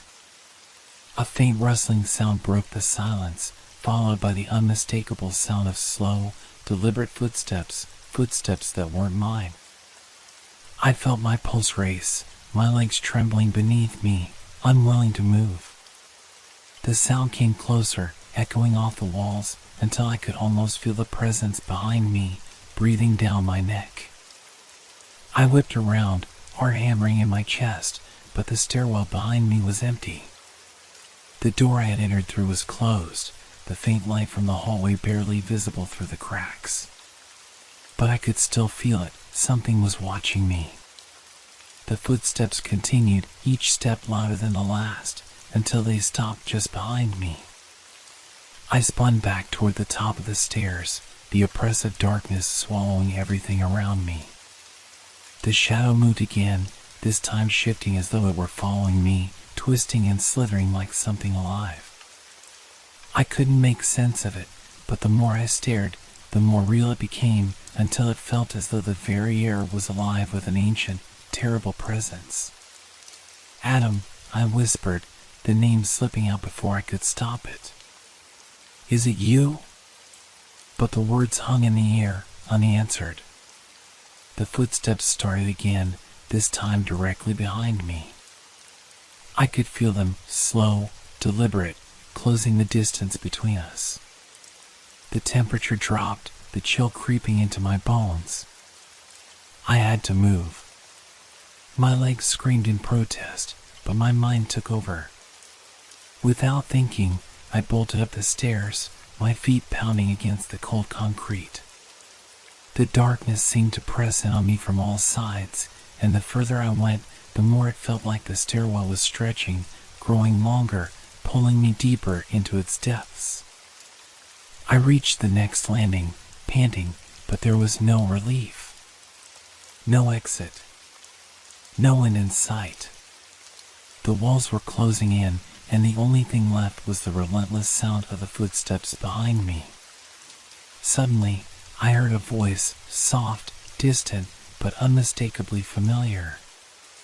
It was Adam's voice, low and almost imperceptible, but it felt as though it was coming from every direction at once. You shouldn't have come up here. I froze. My heart skipped a beat, and the blood drained from my face. The voice was coming from all around me, echoing through the walls like a whisper from a far-off place. The footsteps stopped, but the air was thick with tension, heavy with something dark and inexplicable. I turned around, every nerve in my body screaming at me to run, but the shadow, the shape, was there again, closer this time, its form solidifying in the darkness. I could make out a figure now, a tall silhouette standing just beyond the reach of the dim light. It was Adam, his features indistinct, his face hidden in shadow, but I could feel him. The air seemed to grow even colder, and I shivered despite myself. My breath came out in visible puffs, the temperature dropping rapidly. The shadowed figure didn't move, it just stood there, waiting. Watching. You're not supposed to be here, the voice repeated, this time louder, more forceful. I opened my mouth to speak, but no words came out. My body felt frozen, as though I was caught between fear and disbelief. How was this possible? Adam was gone. I had watched him leave months ago. He couldn't be here, not like this. But the more I thought about it, the more the pieces began to fall into place. The stairs, the strange sense of déjà vu, the feeling of being watched, the shadow that never truly left me, everything pointed back to him. To Adam. I took a step forward, unsure of what I was doing, my mind racing to catch up with my instincts. Something about the figure seemed familiar. Wrong, but familiar. As if it were him, but not him. Adam, what happened? I whispered, my voice trembling. The figure didn't respond at first. Instead, it stepped closer, its shadow growing longer, merging with the darkness. The temperature continued to drop, and I could see my breath misting in the air, thick with frost. Why are you doing this? I asked again, my voice desperate now. And then, for the briefest moment, the shadow flickered, its shape shifting. I could see Adam's face, pale and hollow, his eyes wide and empty, staring straight at me. His lips parted, but no sound came. Instead, his mouth opened wider, impossibly wide, as if to consume everything. The air became oppressive, suffocating, and I stumbled back in terror, my legs finally betraying me. I couldn't breathe. I couldn't think. I just ran. I sprinted up the stairs, taking them 2 or 3 at a time, my footsteps echoing in the confined space. The sound of Adam's voice, his distorted, hollow voice, followed me, growing louder with each step. It was like a chant, a constant hum in the back of my mind, pushing me forward. And then, just as I reached the top of the stairs, the world seemed to crack. The ceiling above me split open with a violent roar, and the walls around me buckled, distorting into shapes that didn't belong. I fell to the ground, the sound of my breath ragged in my ears, as the very building seemed to collapse around me. But when I looked up, the stairwell was empty. The shadows were gone. The footsteps had ceased. I was alone. But the truth lingered in the air, thick and heavy. I had escaped, yes, but I hadn't left unscathed. The questions remained. What had I seen? Was it Adam, or was it something else entirely? As I stumbled down the stairs and out of the building, the cold of the night air cut through me, but I didn't feel it. Not anymore. The only thing I could hear was the soft, distant sound of footsteps that weren't mine. And I knew, somehow, that I would never be alone again.